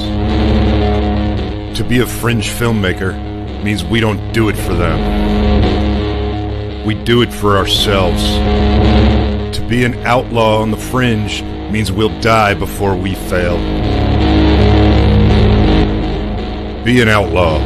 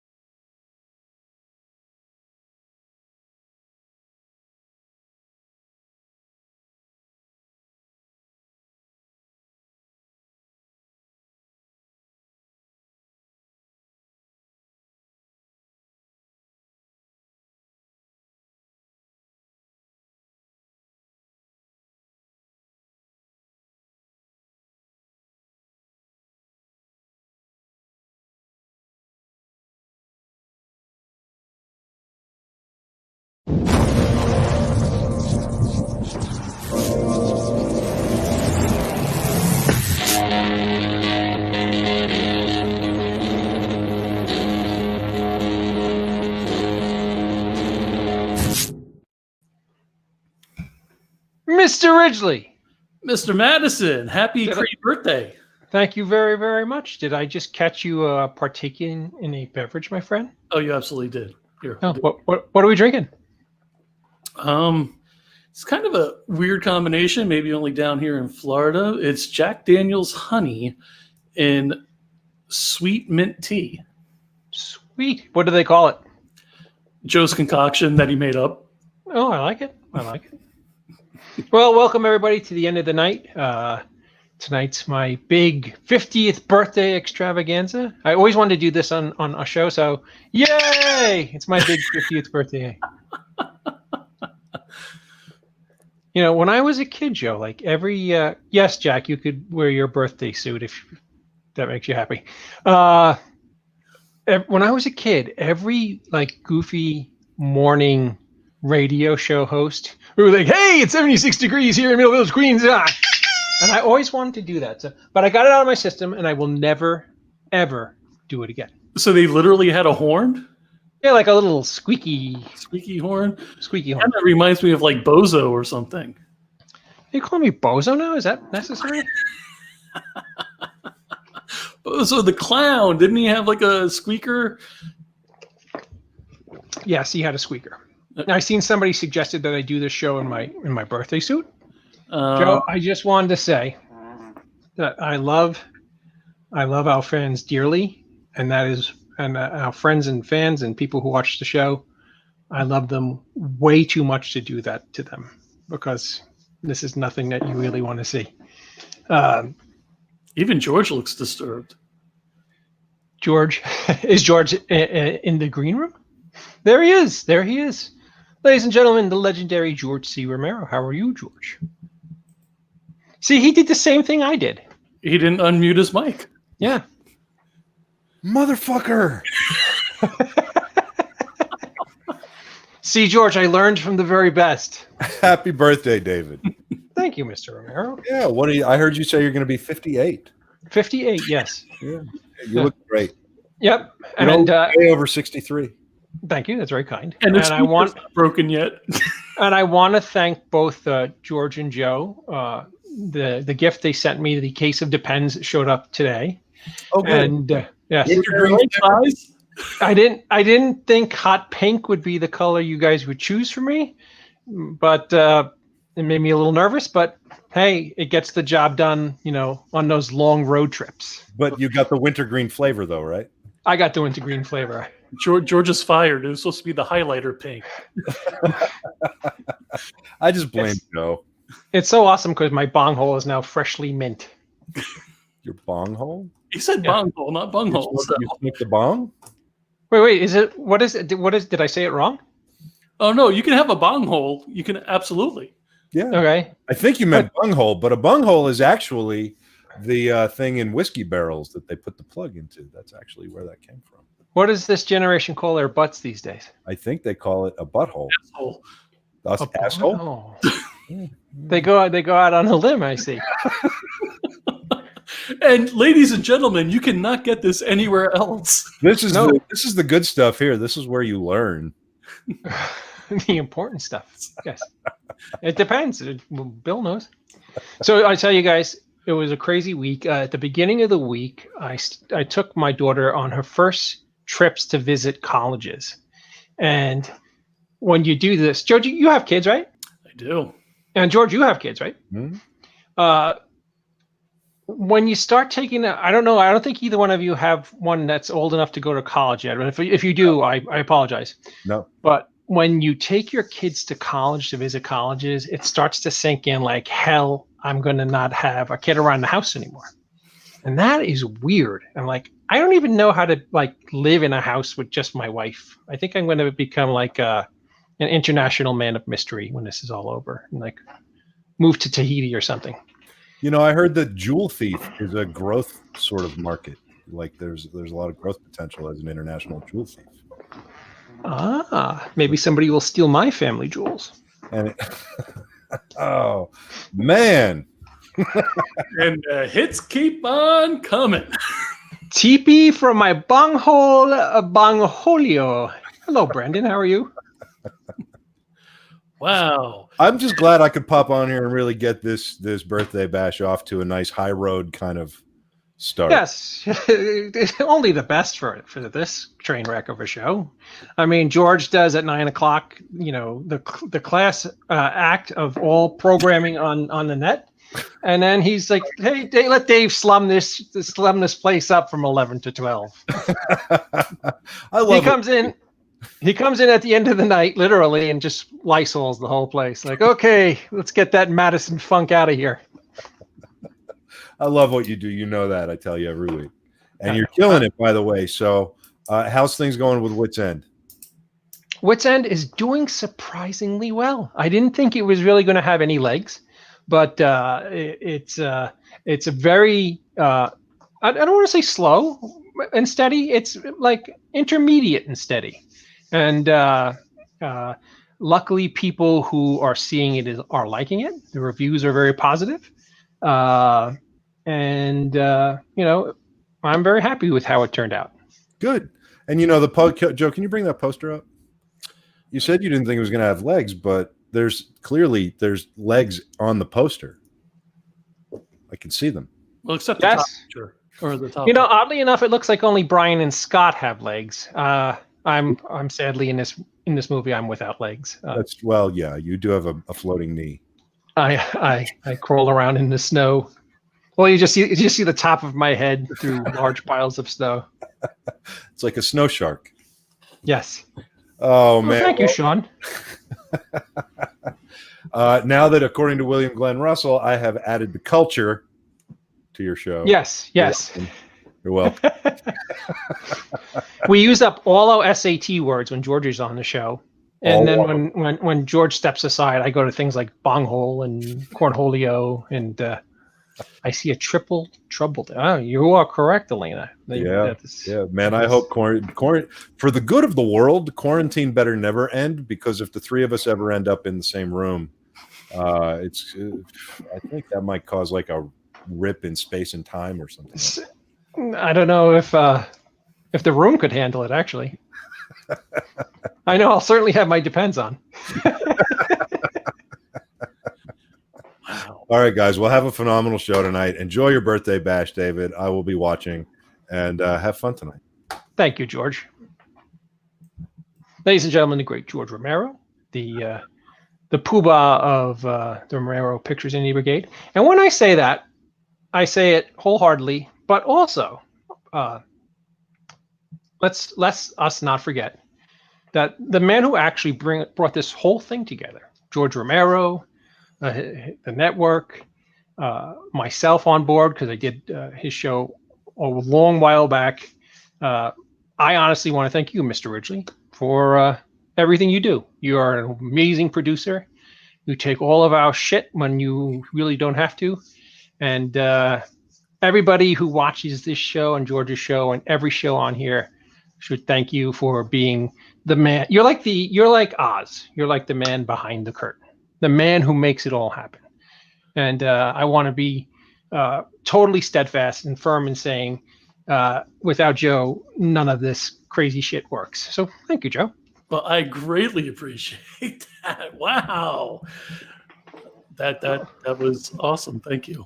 Well, it's very true. We got people down here. Wait. I'll get to everybody. All right.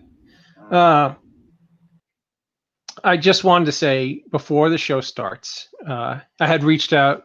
I just put up a post on my page and said I'm doing my birthday show on Friday night. If anybody would like to reach out to me and say happy birthday, I would be honored to have them on my show.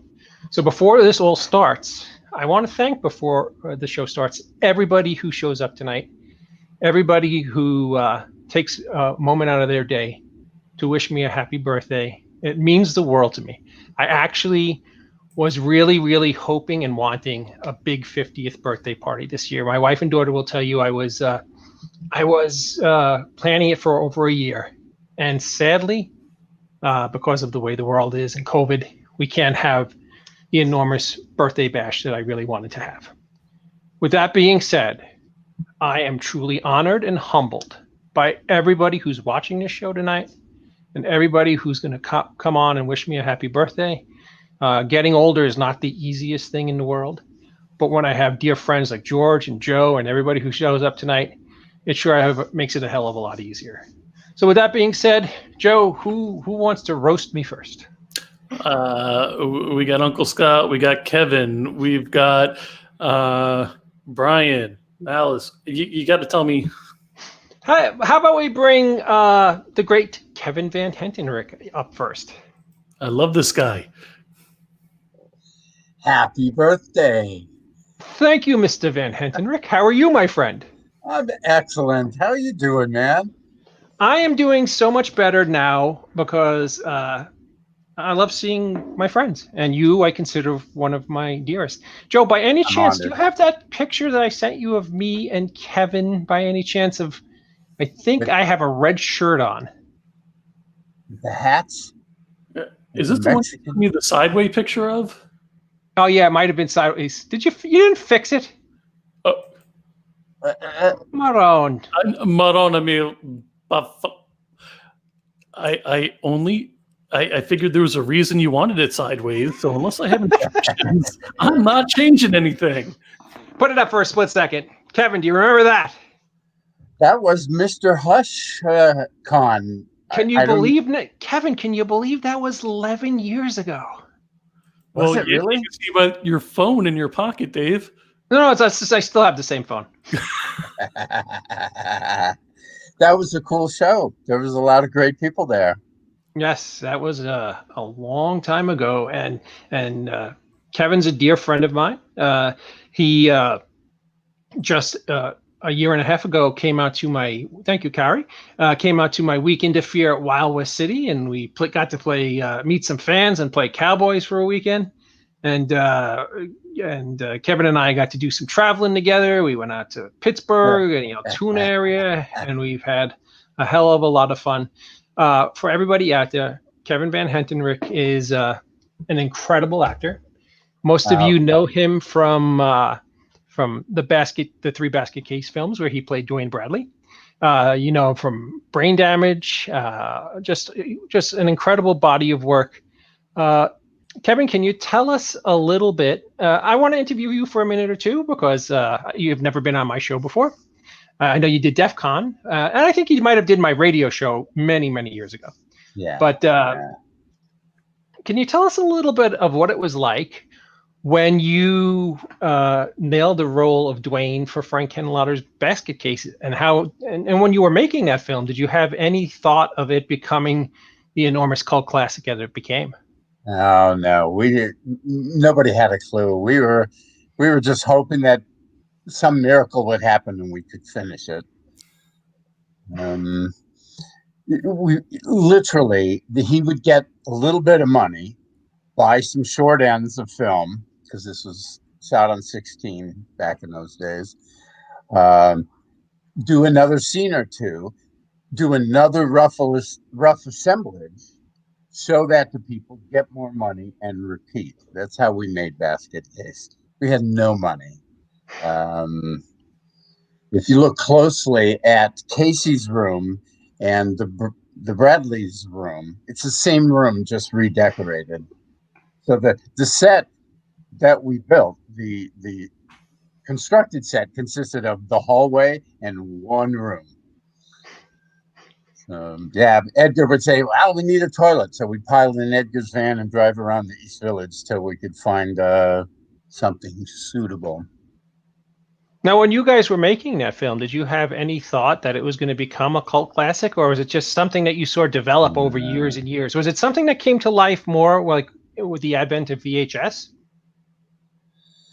Well, actually, one of your guests at the Wild West show, Joe Bob Briggs, was instrumental in helping us out because the original distributor cut the film to Frank's horror, and it was tanking. Nobody liked it, including us.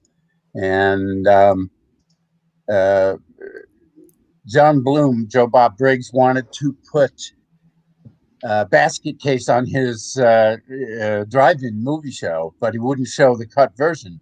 So Frank sneaked him an uncut copy, which went over really well. And so the distributors then just, without fanfare, without telling anyone, just started slowly switching the cut versions for the uncut versions, and then it started doing well. So Joe Bob Briggs is the man. Yeah, he actually is. He's very influential in the horror community, and that's just when he gives you his seal of approval. It usually means that that you're going to get a little bit of a cult following or love. How'd you get involved with Brain Damage? Frank originally wanted to have both casts, Brain Damage and Basket Case 2, both casts crossed. Unfortunately, the SAG rules at the time were set up so that once you started an actor, you had to pay them continuously, so we could only do one side of the cross.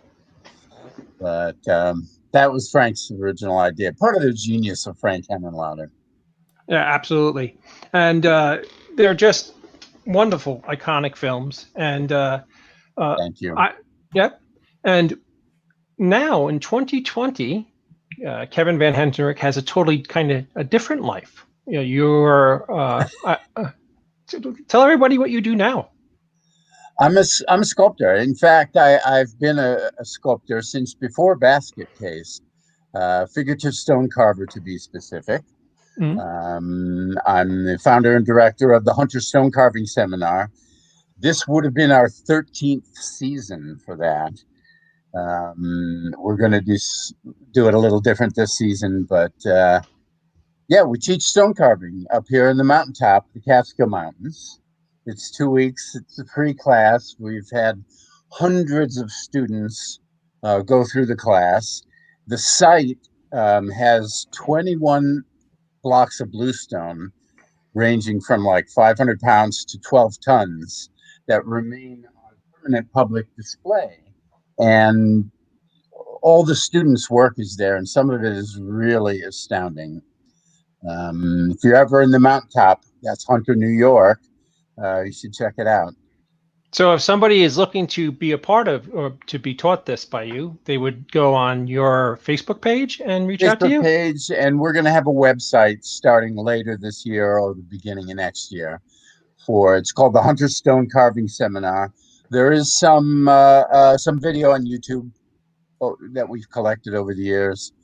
Again, as I said, the class isn't going to happen this year, but we'll be back in business next year, and come on down. You know, I have so many fond memories going to our favorite Mexican restaurant in Altoona. Right? Yep. Oh, there you go. Do you remember this? Yeah. Now, everybody, leave that up for a minute, Joe. To your far left, of course, is this bonehead. Right next to me is, of course, Uncle Scott. The gentleman right in the center with the yellow sombrero is the great Kevin Van Hentenryck, who we're talking to right now.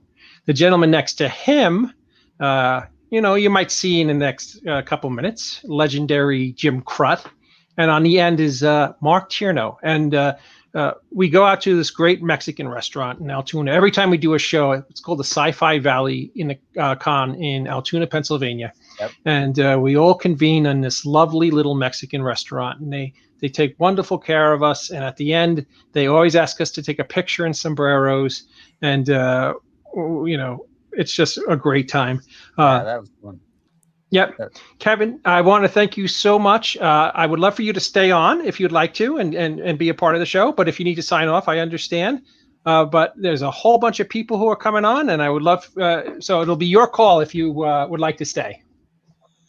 I want to say happy birthday and thank you for being my friend all these years, man.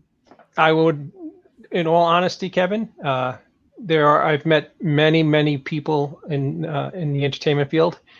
And not many are as stand-up as you are. You always get my back. You're always charming and wonderful.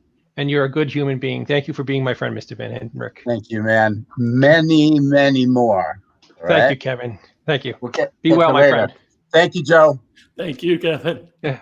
Ladies and gentlemen, the great Kevin Van Hentenryck from Basket Case and Brain Damage and the Frank Hanalana movies. One of my dearest friends, and just a wonderful, wonderful human being. Thank you again, Kevin, for coming on.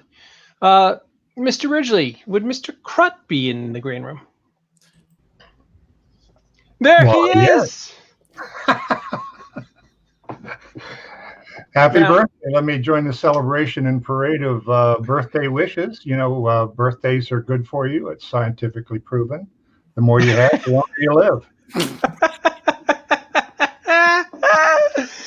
You know, that's what I love about you, Jim, is that you always have a nugget of information that is invaluable. Nuggets. Yeah, yes. That's me. I'm Nugget. So how are you doing, my dear friend? Pardon? I said, how are you doing, my dear friend? Oh, geez, I'm doing great. It's you know, I really appreciated your doing Wits End because I was so hot the other day. I was out steaming, working in the garden a bit, and I came inside. I thought, oh my God, it's so hot. And I got to watch Wits End. And I snuggled up with a blanket inside. My God, David, what are you doing out there in the cold? You could catch a cold. I will tell you, Jim. And I admire your fortitude, first of all, just in being able to do that role under those conditions. I know that wasn't CG and just a little bit of green screen and done in a studio. That was, as they say, practical effects.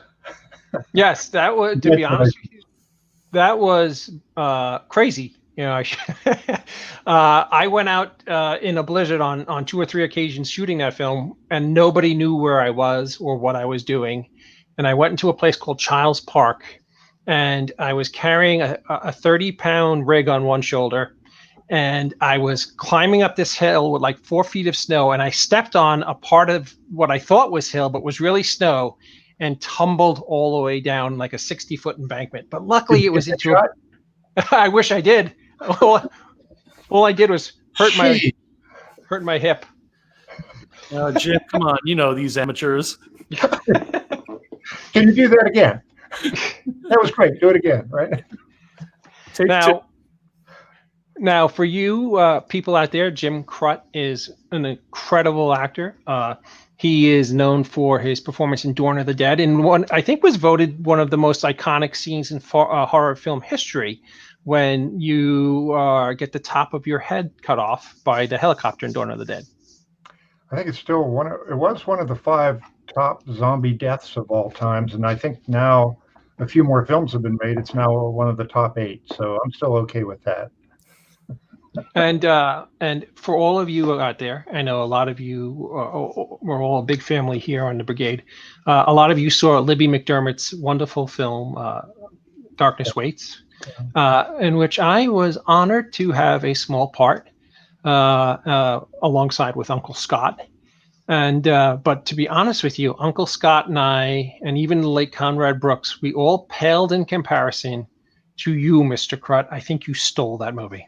Oh, no. I had a great time with it, and there were some great scenes that we had fun with. And just to see you and Scott coming in when you did, I thought, man, this went up a few notches. This is great. Joe, do you have that picture of Scott, I, and Jim? I do. Do you remember this day, Jim? Oh, yes. The mayor came in and his #1 man keeping the press back. Great. And his lackey. And I guess not too long after that, the bar closed, right? Yeah, sadly, from what I understand, that place is no longer there. But that was about 10 years ago. I was doing a show at Wilson College, which is a college in, I think, Chambersburg, Pennsylvania.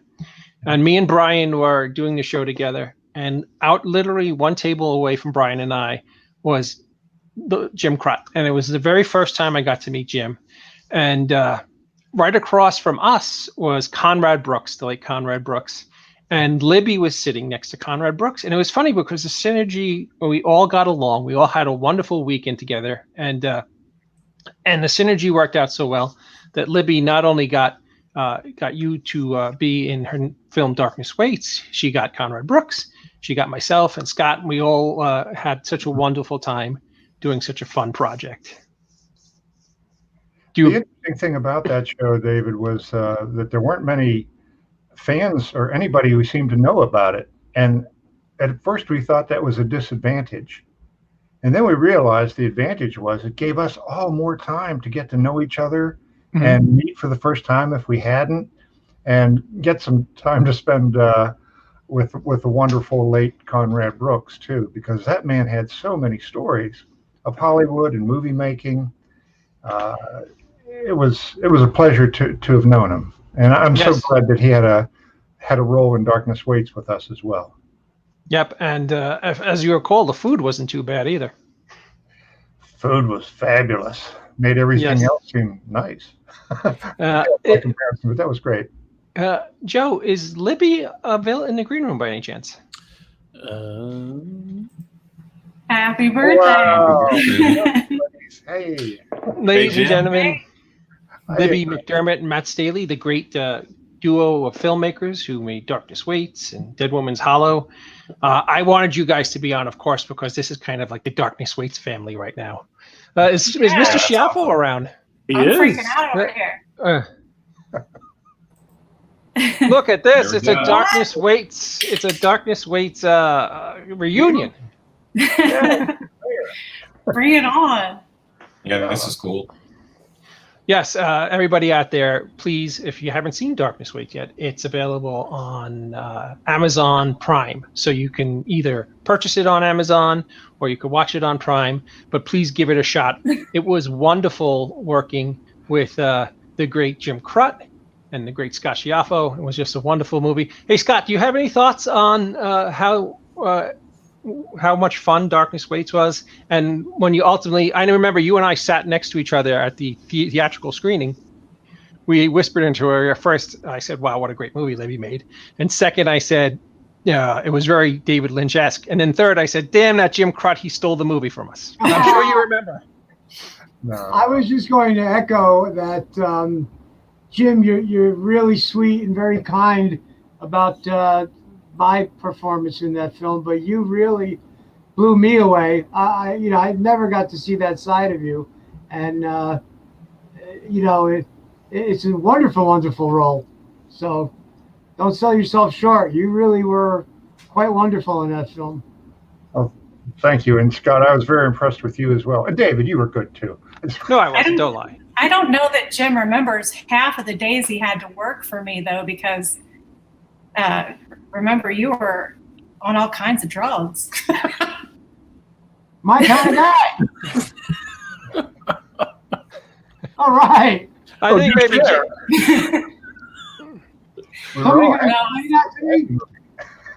No. He seriously got appendicitis about a week before he had to work with us, and he still worked. And it was really bad appendicitis. Wow. Well, I'll tell you, your demeanor on the set, I would never have known you were going through some kind of medical unfortunate scenario. You were wonderful, not just your performance, but the chemistry on set was really nice. I felt like I had known everybody forever, and it really wasn't the case. Everybody was so nice on that set. Good night, Amanda. He had to work several days though, so.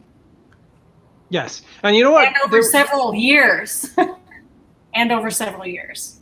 You know what was great about his performance in that film is that not only does he command the screen in the scenes he's in, he has a very, very subtle sense of humor to him.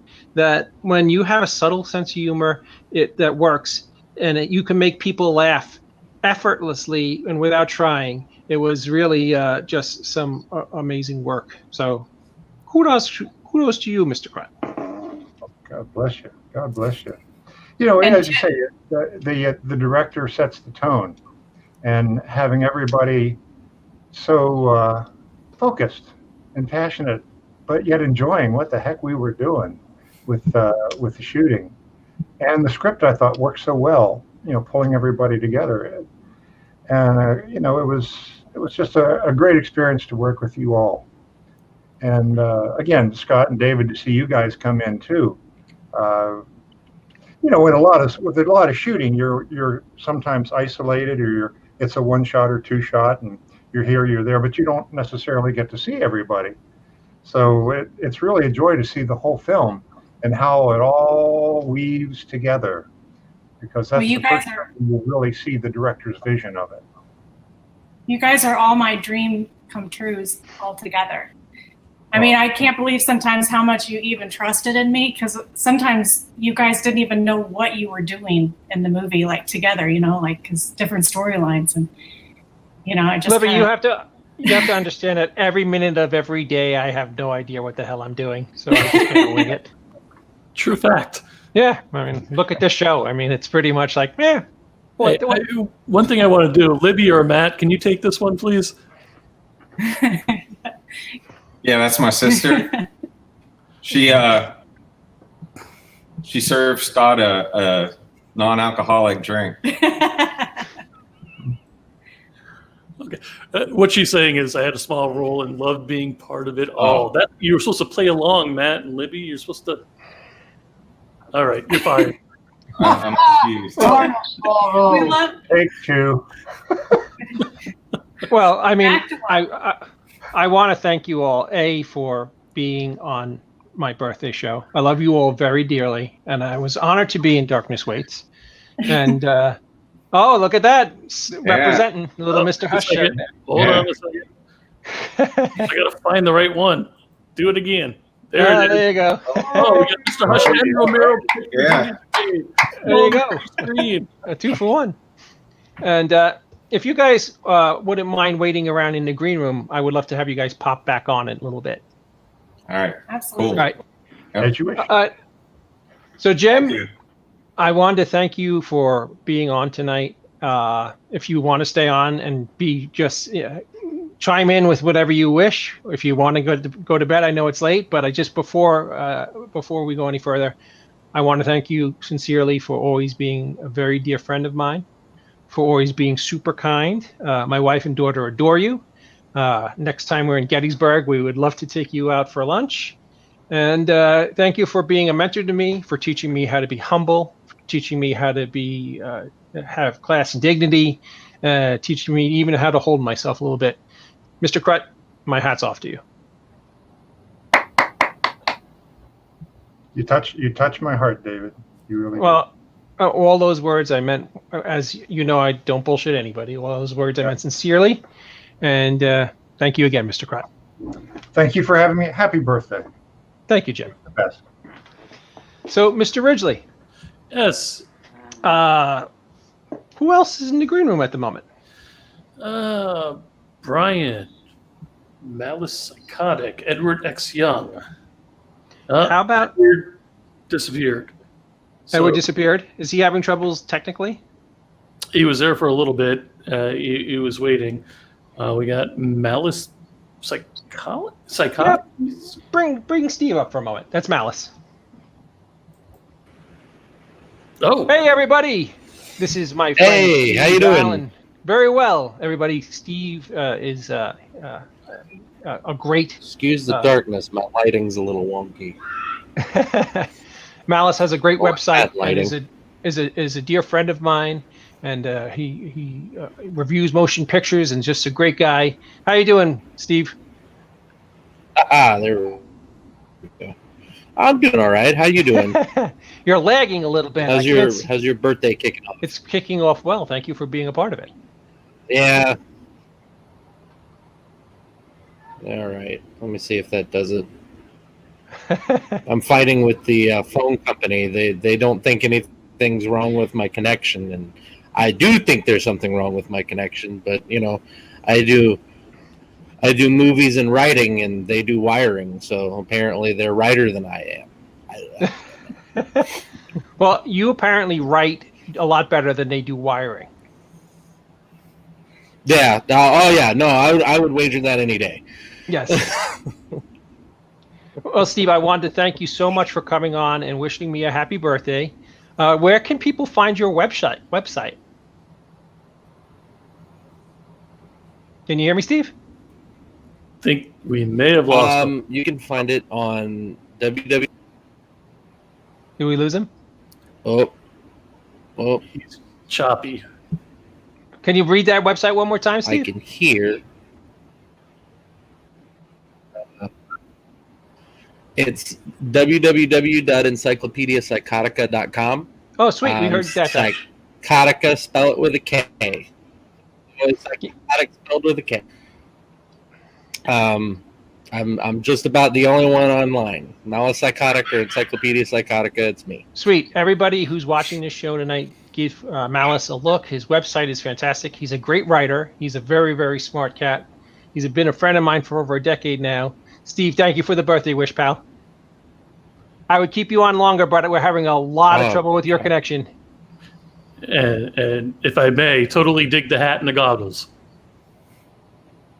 Yeah, with it being that choppy, I understand. We're having you literally Dave, just you have.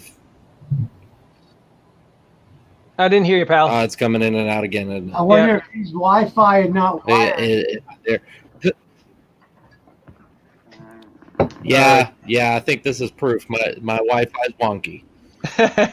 Thank you, Malice. Thank you for the kind words, pal. And everybody check out Malice's website.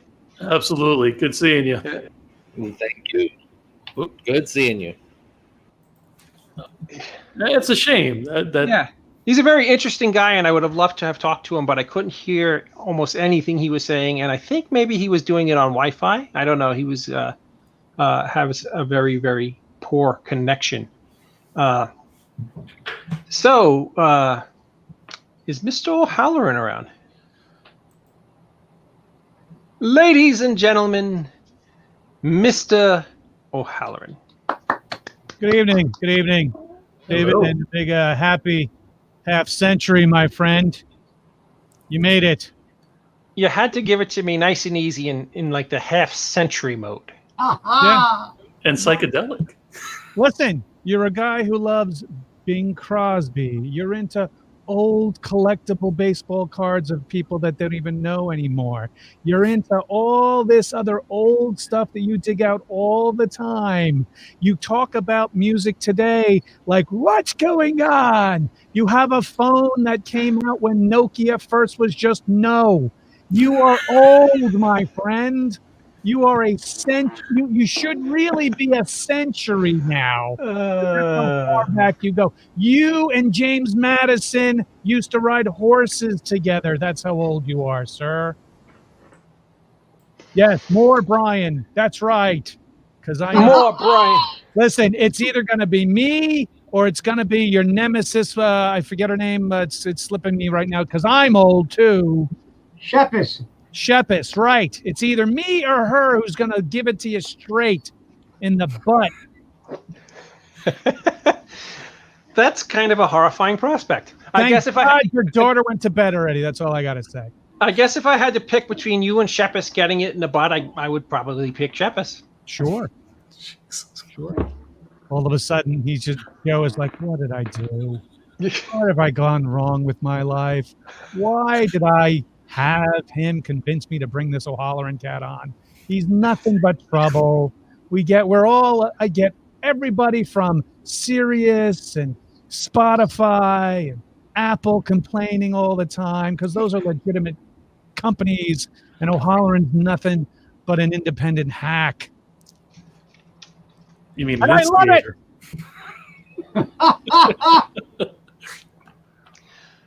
As someone had mentioned earlier on your show, Mr. O'Halloran, you got a lovely haircut. Where did you go? Onsdale. Oh, nice. It was the same haircut I had when I was on your show 2 weeks Oh, wait, I did ask you last week. My apologies. It's because you're old, sir. Jim Crut says, Brian, I just got to see Brutal Massacre with you and Ken Faree. You were great. Thank you. We had a blast doing that. I just had the filmmaker Stephen Menn on my show because the new Blu-ray version of Brutal Massacre and the VHS version. That's right. Old enough for you, David, to figure out how to play the movie. VHS copy of Brutal Massacre is out now. Go find it. And we You know, have it's funny. You're gonna have to explain that to me someday. The revival of VHS, because I don't get it. Because you're old too. Listen, it's kids, it's younger people who are like, this is awesome. It's like, you know how vinyl came back first? This is the next step. Is Beta coming back? Soon it'll be 8 tracks. And then the end all be all, reel to reel. And then you're going to find, because we have to be socially distant, you're going to find the flip card thing booth that you looked into and turned a handle. And you saw the horse running across the field as you turn the handle. That's how we're going. We're going backwards. We're doing Benjamin Button version of entertainment. That's what's going on, folks. You notice you didn't mention Laserdisc. Oddly enough, that's the way Brian's first movie was released, in one of those. Yeah. Yeah. It's unfortunate I couldn't beat your cave drawings. This cave drawing brought to you by David Lee Madison. Cold must move to other part while still cold.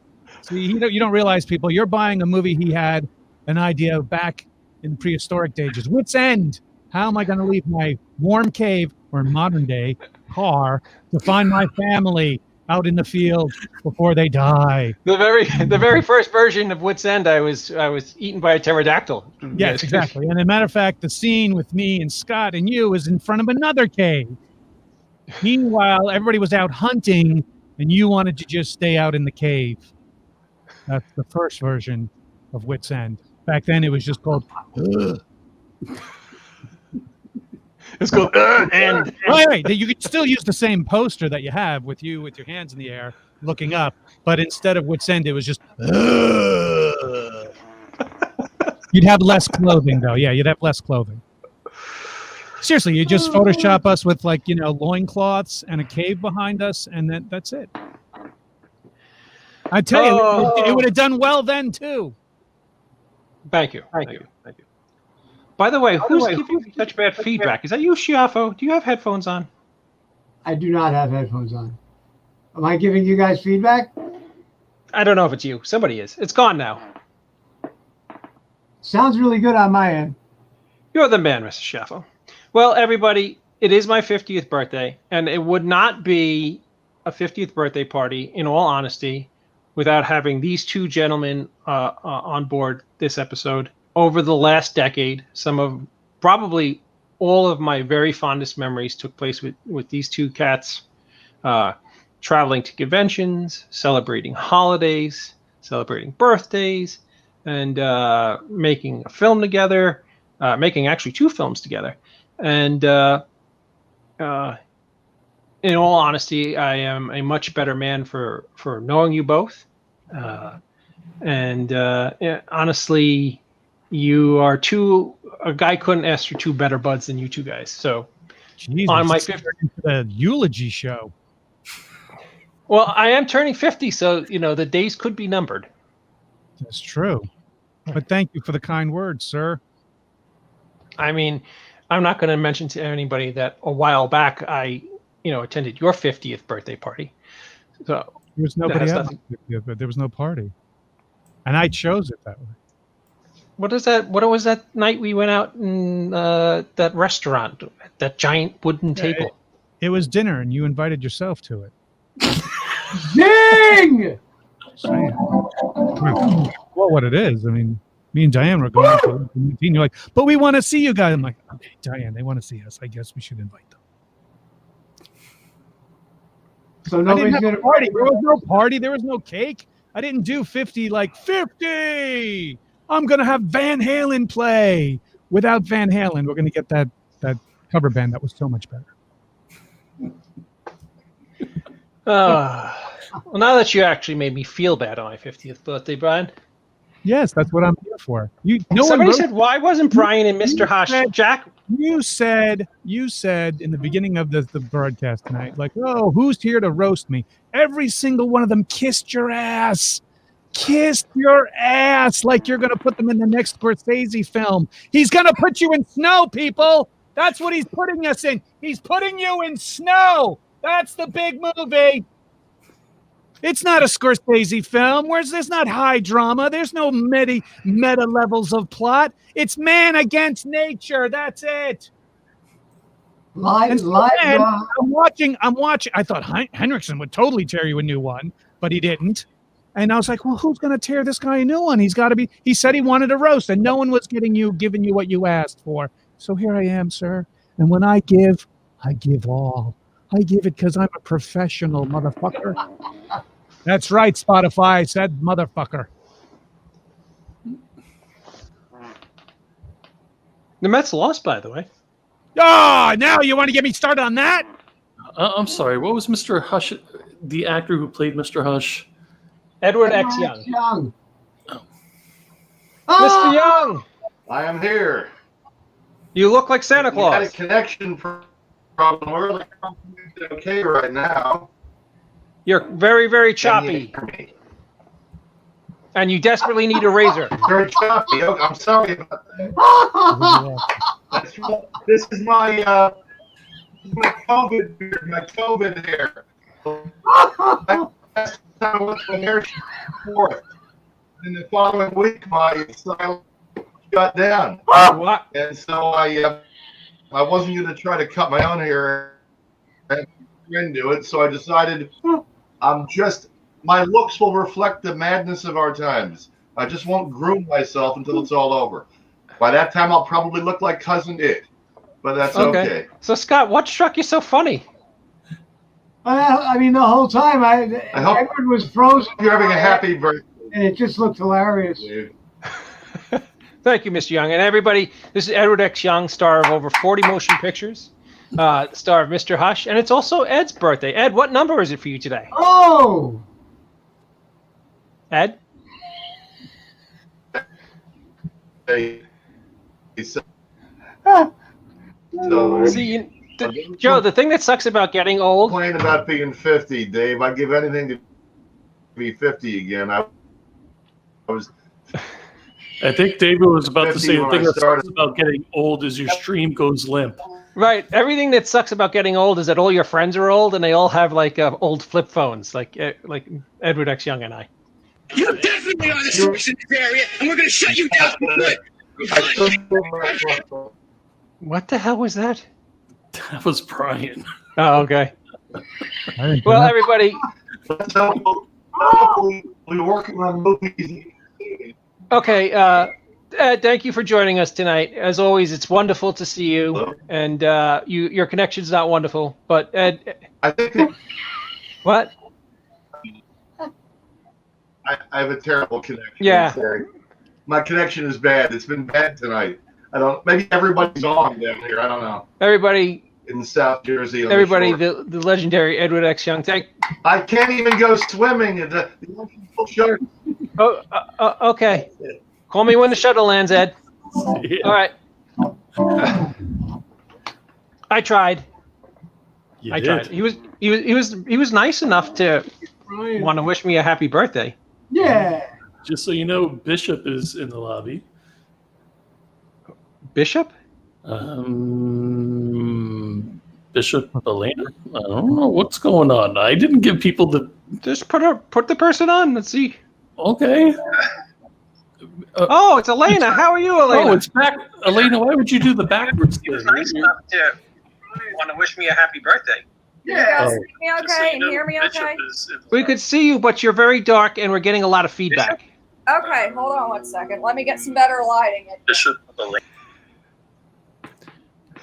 To leave everything down before everything got edited and stuff because I was. Oh, it's Elena. How are you, Elena? Oh, it's back. Elena, why would you do the backwards thing? Elena, you don't have earbuds, do you? Oh, I can grab my earbuds. We could see you, but you're very dark and. Wow. You know, Brian, my show's usually relatively professional. It's not your fault. It's not your fault. It's your guests. They're not warned ahead of time to wear earbuds and to pay their internet bill. Come on, it's like a can with a string. That would have been an improvement. Is she back? I'm back, but for Hello? some reason, it's usually relatively. I don't know what happened. It's your guests. Oh, we can't have you on. We're getting way too much feedback. And It's the feedback. Sorry. It's okay. Yeah. Elena, thank you so much for wanting to come on and wish me a happy birthday. You know what it is, and this is what you heard, which I was trying to show you. Is this is what was going on outside of Edward's house? You definitely are the source in this area, and we're going to shut you down for good. For good. Cancer emergency. Cancer emergency. Cancer emergency. Getting Scott in there. Had the angry townspeople out in front of his place. Well, his place, Edward is starting trouble. I see on the news all the time. So Edward starting trouble? Never. Yeah. He is starting trouble. Gosh. Oh, boys. So who else do we have waiting in the green room? I think we cleared everybody out. We have Alexander Graham Bell, who has a better connection than even Edward X. Young. Do we have some smoke screens? I never seen Scott Schiaffo laugh so hard. He's turning colors. It's very, very interesting. Is Libby and Matt still with us? Yes. Yes, they are. Plop them up. Plop them up? Plop them up.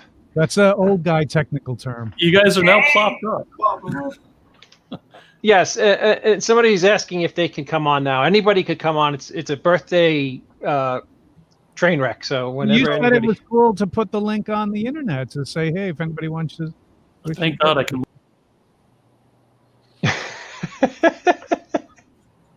Hey, Libby. Hey, Matt.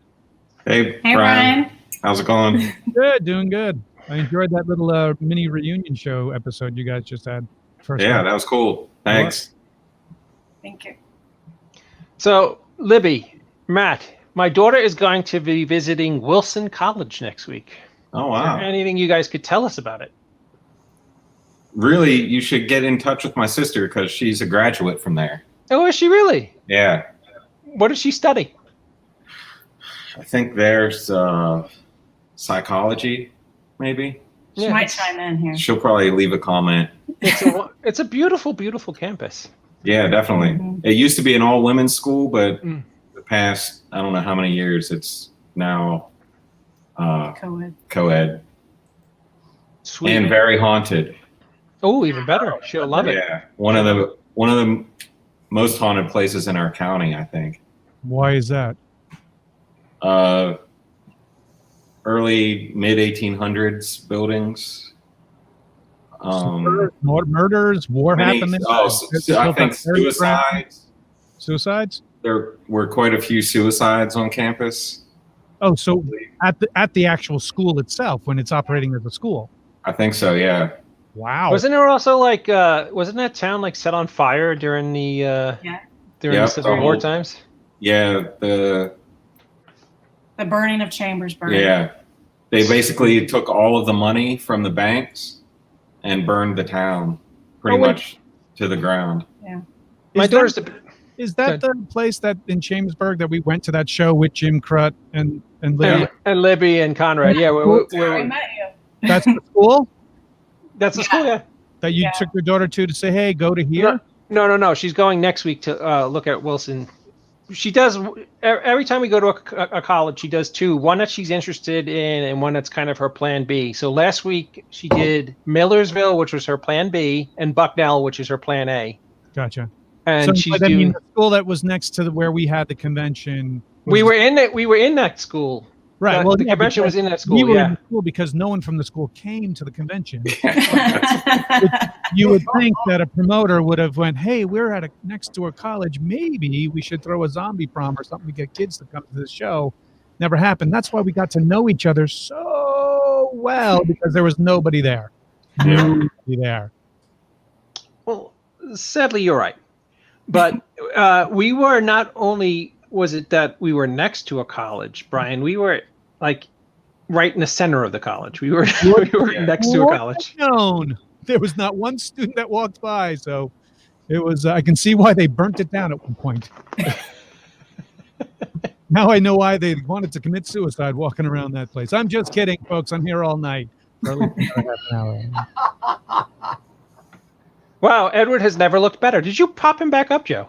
He came back on, and it looked like it was solid, but To your audience out there, this is what happens when you're stealing internet from your neighbors. That's not a way to go. We got Jack Hunter down here. Well, put Jack on. Better than putting Jack off. Never mind. Oh, ladies and gentlemen, everybody knows him on the Brigade. He's a beloved member. Mr. Jack Hunter, how are you, Jack? I'm good. How are you, man? Happy birthday. I'm just hoping nothing fucks up where Brian O'Halloran doesn't fucking roast me. Well, listen, you sound like you're talking down the block. I can't hear a word. Yeah. What the hell's up? I mean, you're a professional. What the hell's going on with your microphone? Go to settings and make the big mic in your front of your face work. It's not just a prop to get the ladies, buddy. Oh my god. Okay, so No, that was guitar. okay, can you hear me now? Is it good? Yeah. Yes. Do you know how to use a mic? You motherfucker. So no, I've been in the studio recording vocals. Okay, so my settings are a little bit different. All right, so he's going to bitch a little, and we'll bring him back on when he's done. That was not nice. Okay. Gave him the hook. There he is. That's Joe and I thing. He hasn't done it in a couple months, so it's like that's his thing with me. Joe, if Jack is nice enough to come on my show and honor me with playing some music, be kind to the gentleman. Jack, let me hear what you got, pal. David what do you want to hear, man? I was trying to work on a song earlier, and it was kind of like this. I don't know. I was just kind of fucking around, but here we go. So, wow, I'm live on here. This is crazy. No pressure. Yeah, no pressure. Oh, David, you make my head spin in the most heterosexual way that I can say. Oh, I wish Tiffany Shepis was here. But we got Brian O'Halloran here, who just fucking roasted me live on the air. Thank you, David, for all that you do. And I want to say happy birthday. Yeah. All right. Yeah. Jack, thank you very, very, very, very, very much. Oh, it was man. very, very kind of you. Hey, anytime, dude. Dude, and and thank you to you, because you're actually you're the first person who gave me a shout out on the Romero Picture Brigade about my film, back in April or May, and you're always so kind, and Uncle Scott, I even actually asked Scott to be my unofficial uncle, and I never got a response, Scott. Again, the hook. Man, if that's sincere, I hope not. I never meant to blow anybody up. No, I'm just messing with you. No, but yeah, I just wanted you to be my unofficial uncle. It's cool. I'll take Brian and Scott, man, take him up on it, because eventually you're going to need a nephew to change your underwear for you. Back at the home. Oh my God. Hey, Jack, not only are you a talented filmmaker, but you're a talented musician. Thank you so much for coming on the show tonight, and wishing you a happy birthday, brother. Thanks, and guys. Be well. You too. We have Sean Smithson. Oh, put Sean on. Hey, Sean, how you doing, brother? Hey, how you doing? Happy 5th birthday or 50th birthday. And everybody in Romero Pictures Indie Brigade knows Sean. He's a wonderfully talented works with wood, and is just a great member of the brigade. Thank you for the kind words, Sean. I appreciate that. And I just have to roast you, though. Okay. If that's okay. All right. Well, if it weren't for Wit's End, we wouldn't know how cold and dead you are inside.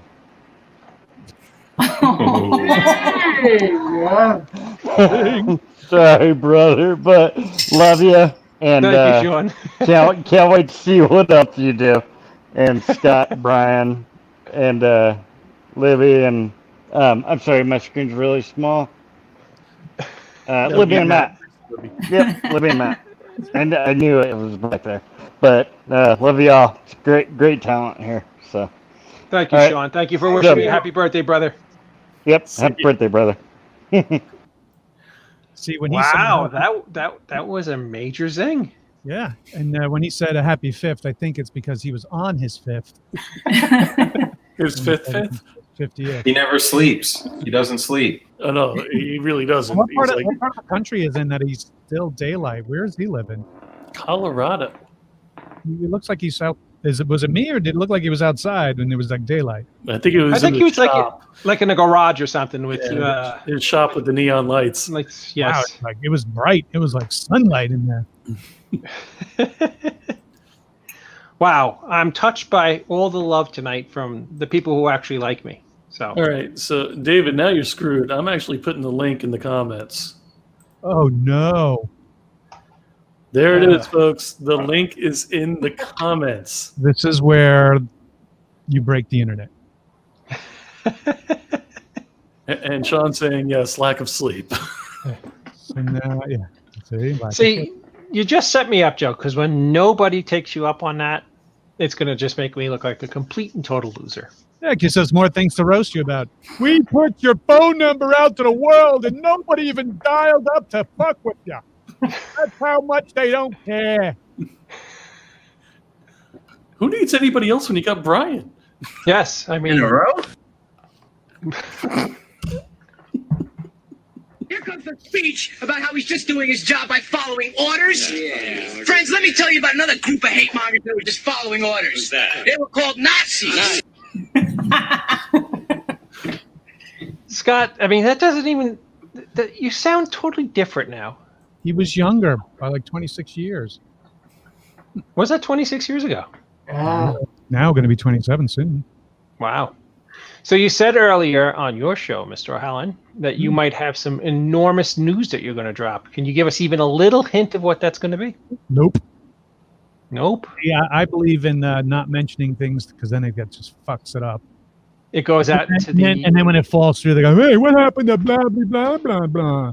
And I was like, I know. I remembered those other things that we were going to do that it didn't, that fell through. So that's why I'm waiting till I get it done, and then I can announce it. And then people are like, oh, my God, that's awesome. Wow, the ass kissers out there. No, see, Joe, that is another dig because he used motion pictures. He's a Tiffany Shepis disciple. Someone's got to get her in the Zoom. Luckily, Tiffany is probably flying by the moon somewhere right now and is not watching this. So that witch won't be joining us. It's my birthday, you guys. Oh, no. Because I'm feeling sentimental, I'll just say happy birthday. I love you. I hate you. I'm sorry, what were you saying about Tiffany? I wasn't saying that she was flying by the moon. I have no idea what you're talking about. Tiffany, send Tiffany the link directly to her right now. All you have to do is click on it. Click on the link, Tiffany. Tiffany. Click on the link, Tiffany. Just I don't don't- send it in a group message. Just remember, yes, there you go. Just remember, it would take like an hour and a half to put her face on. She'll never be able to get on in time. What, the big face that she had. Are you calling me a liar? Are you calling me a liar? Tiffany, come on. Tiffany, it seems like everybody wishes for you to come on. So if you are available, come on. I Listen, sang your you name. could be like what was your other guest with no lights on? With the bad connection, Satan. Oh, Malice Psychotic? Yeah, that guy. Yeah. He came on. The lighting wasn't his issue. It was the connection that was the issue. Did you just really call him Satan? Dude, he was like Slash at a seance or some shit going on. All I saw was an outline. And then he was like speaking, and then he was speaking in tongues. He was like, and then gave up. He was literally like a Star Wars character, actually. See, look at all the Tiffany fans that are saying, come on. Shatter your day of parent sex. Oh. Wow. Now you've really made it go downhill. Scott, you never bail me out, brother. You're supposed to be like my wingman. I'm having way too much fun tonight. No. The man of many words. You know, it's funny, Joe. I mean, I adore Libby and Matt. I adore Scott. And I even adore Brian, even though it kind of makes GERD come up. But these are my friends, and I've made it to 50. Isn't that kind of horrifying? The night is still young, my friend. You're not. Yes, you're not 50 until the second. The weekend is still young. We probably all would have been together in person. Yes, I was. You know what? No, actually, I think Brian and Scott had a big convention this week, and they would have given me the big FU. I know you made me save the day like a year ago. What'd you say? I said you made me save the day like a year ago. So wait a minute. Are you going to have a party at the ground round? Yes. I'm going to throw my nuts onto the floor of the ground round. My mother used to work at the ground round in Inglewood Cliffs, New Jersey, many, many decades ago. Wow. Yeah, where they give you the peanuts for free and you're able to just throw shells on the floor. You see, down here in Florida, nobody knows what the hell that is. Well, yeah, that's like telling some people in the Northeast what the Waffle House is. Or the Piggly Wiggly. Or Vaughn's. Or Ralph's. I mean, there's tons of things that you can name that are not Northeastern. Do tell. Adjacent. Oh, it's someone who's traveled all over the world, my friend. And it's funny. This isn't my show to tell tales of where I've eaten, because I've It's funny. eaten plenty of places.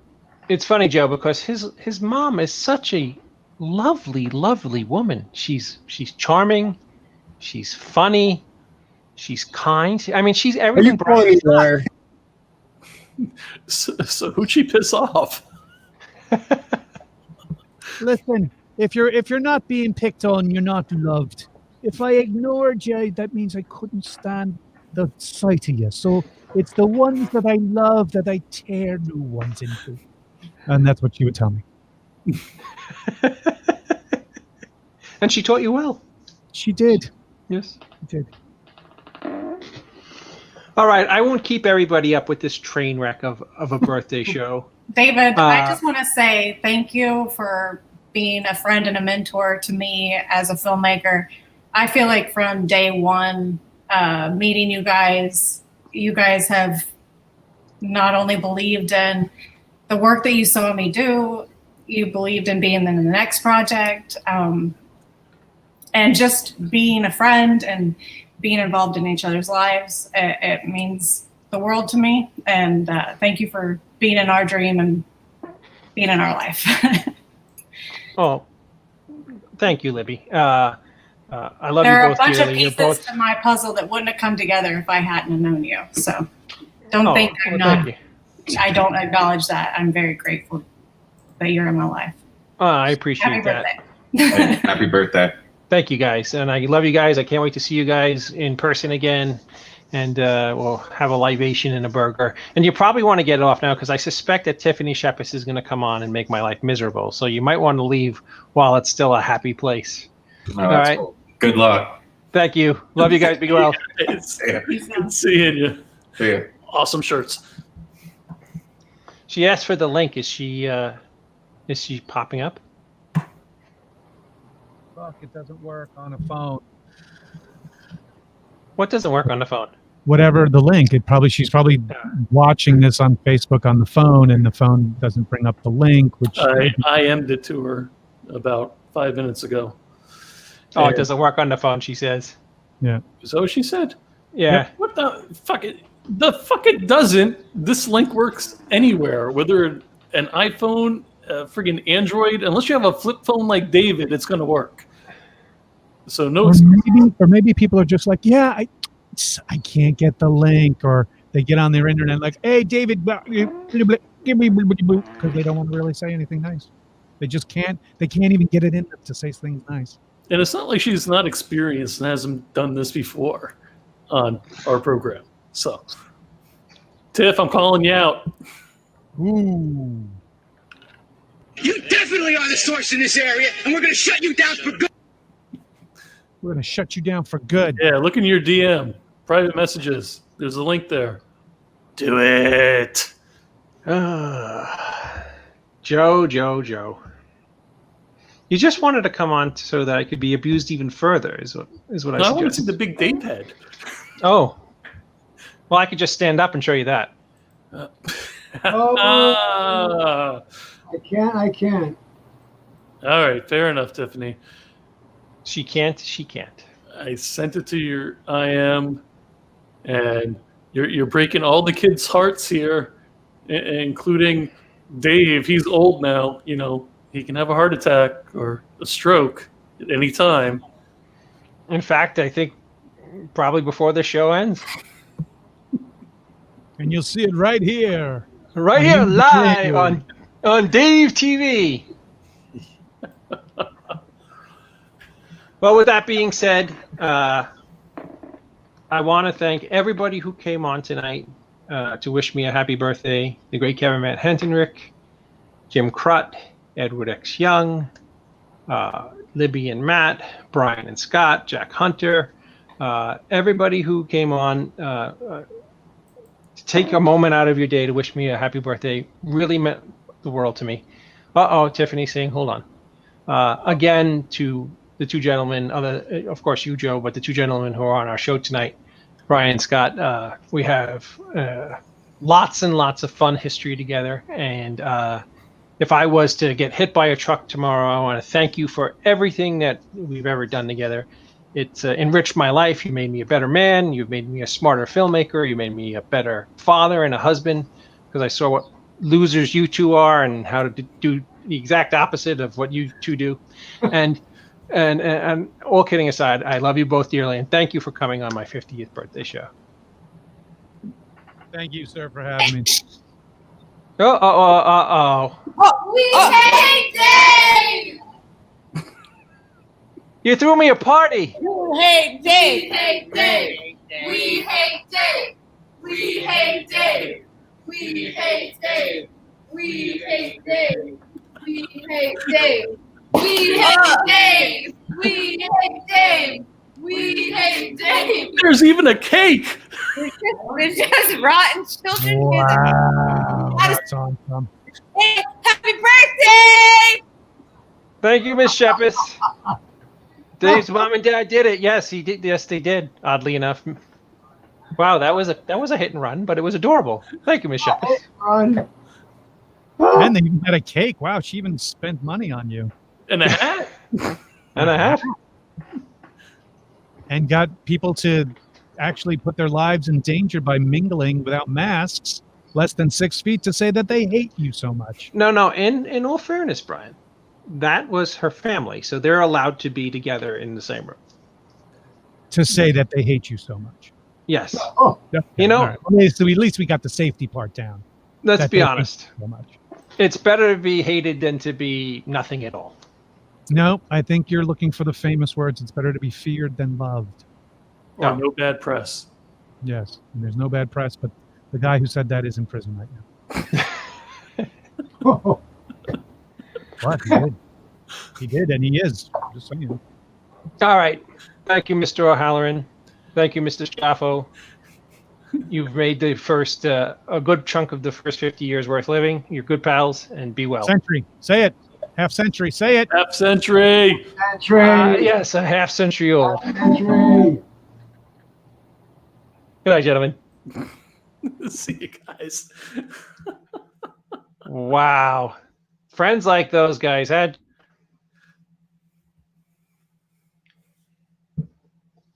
So what'd you think of that mess? I'm at a loss for words, just like you are. I promise you next week our show will return to like normality, or as close as this show can get. Again, I want to thank everybody, including Mr. Ridgely. Thank you again for all you do. Thank you for being my friend. Thank you for being my wingman on the show. Thank you for bringing so much to the show. You're just a great co-host, a good guy. I want to thank everybody who stopped on tonight. And this is where I'll take my close up because it actually. Well, before you do that, you know what's fun about this show? Catching people off guard and deer in headlights look. Whoa! Tonight, there's no way that I'm going to flub my line because I usually do it out of jest and it's kind of funny. But tonight, I couldn't mean it more than I do. Remember, no man is a failure who has friends. Thank you. No, thank you, everybody.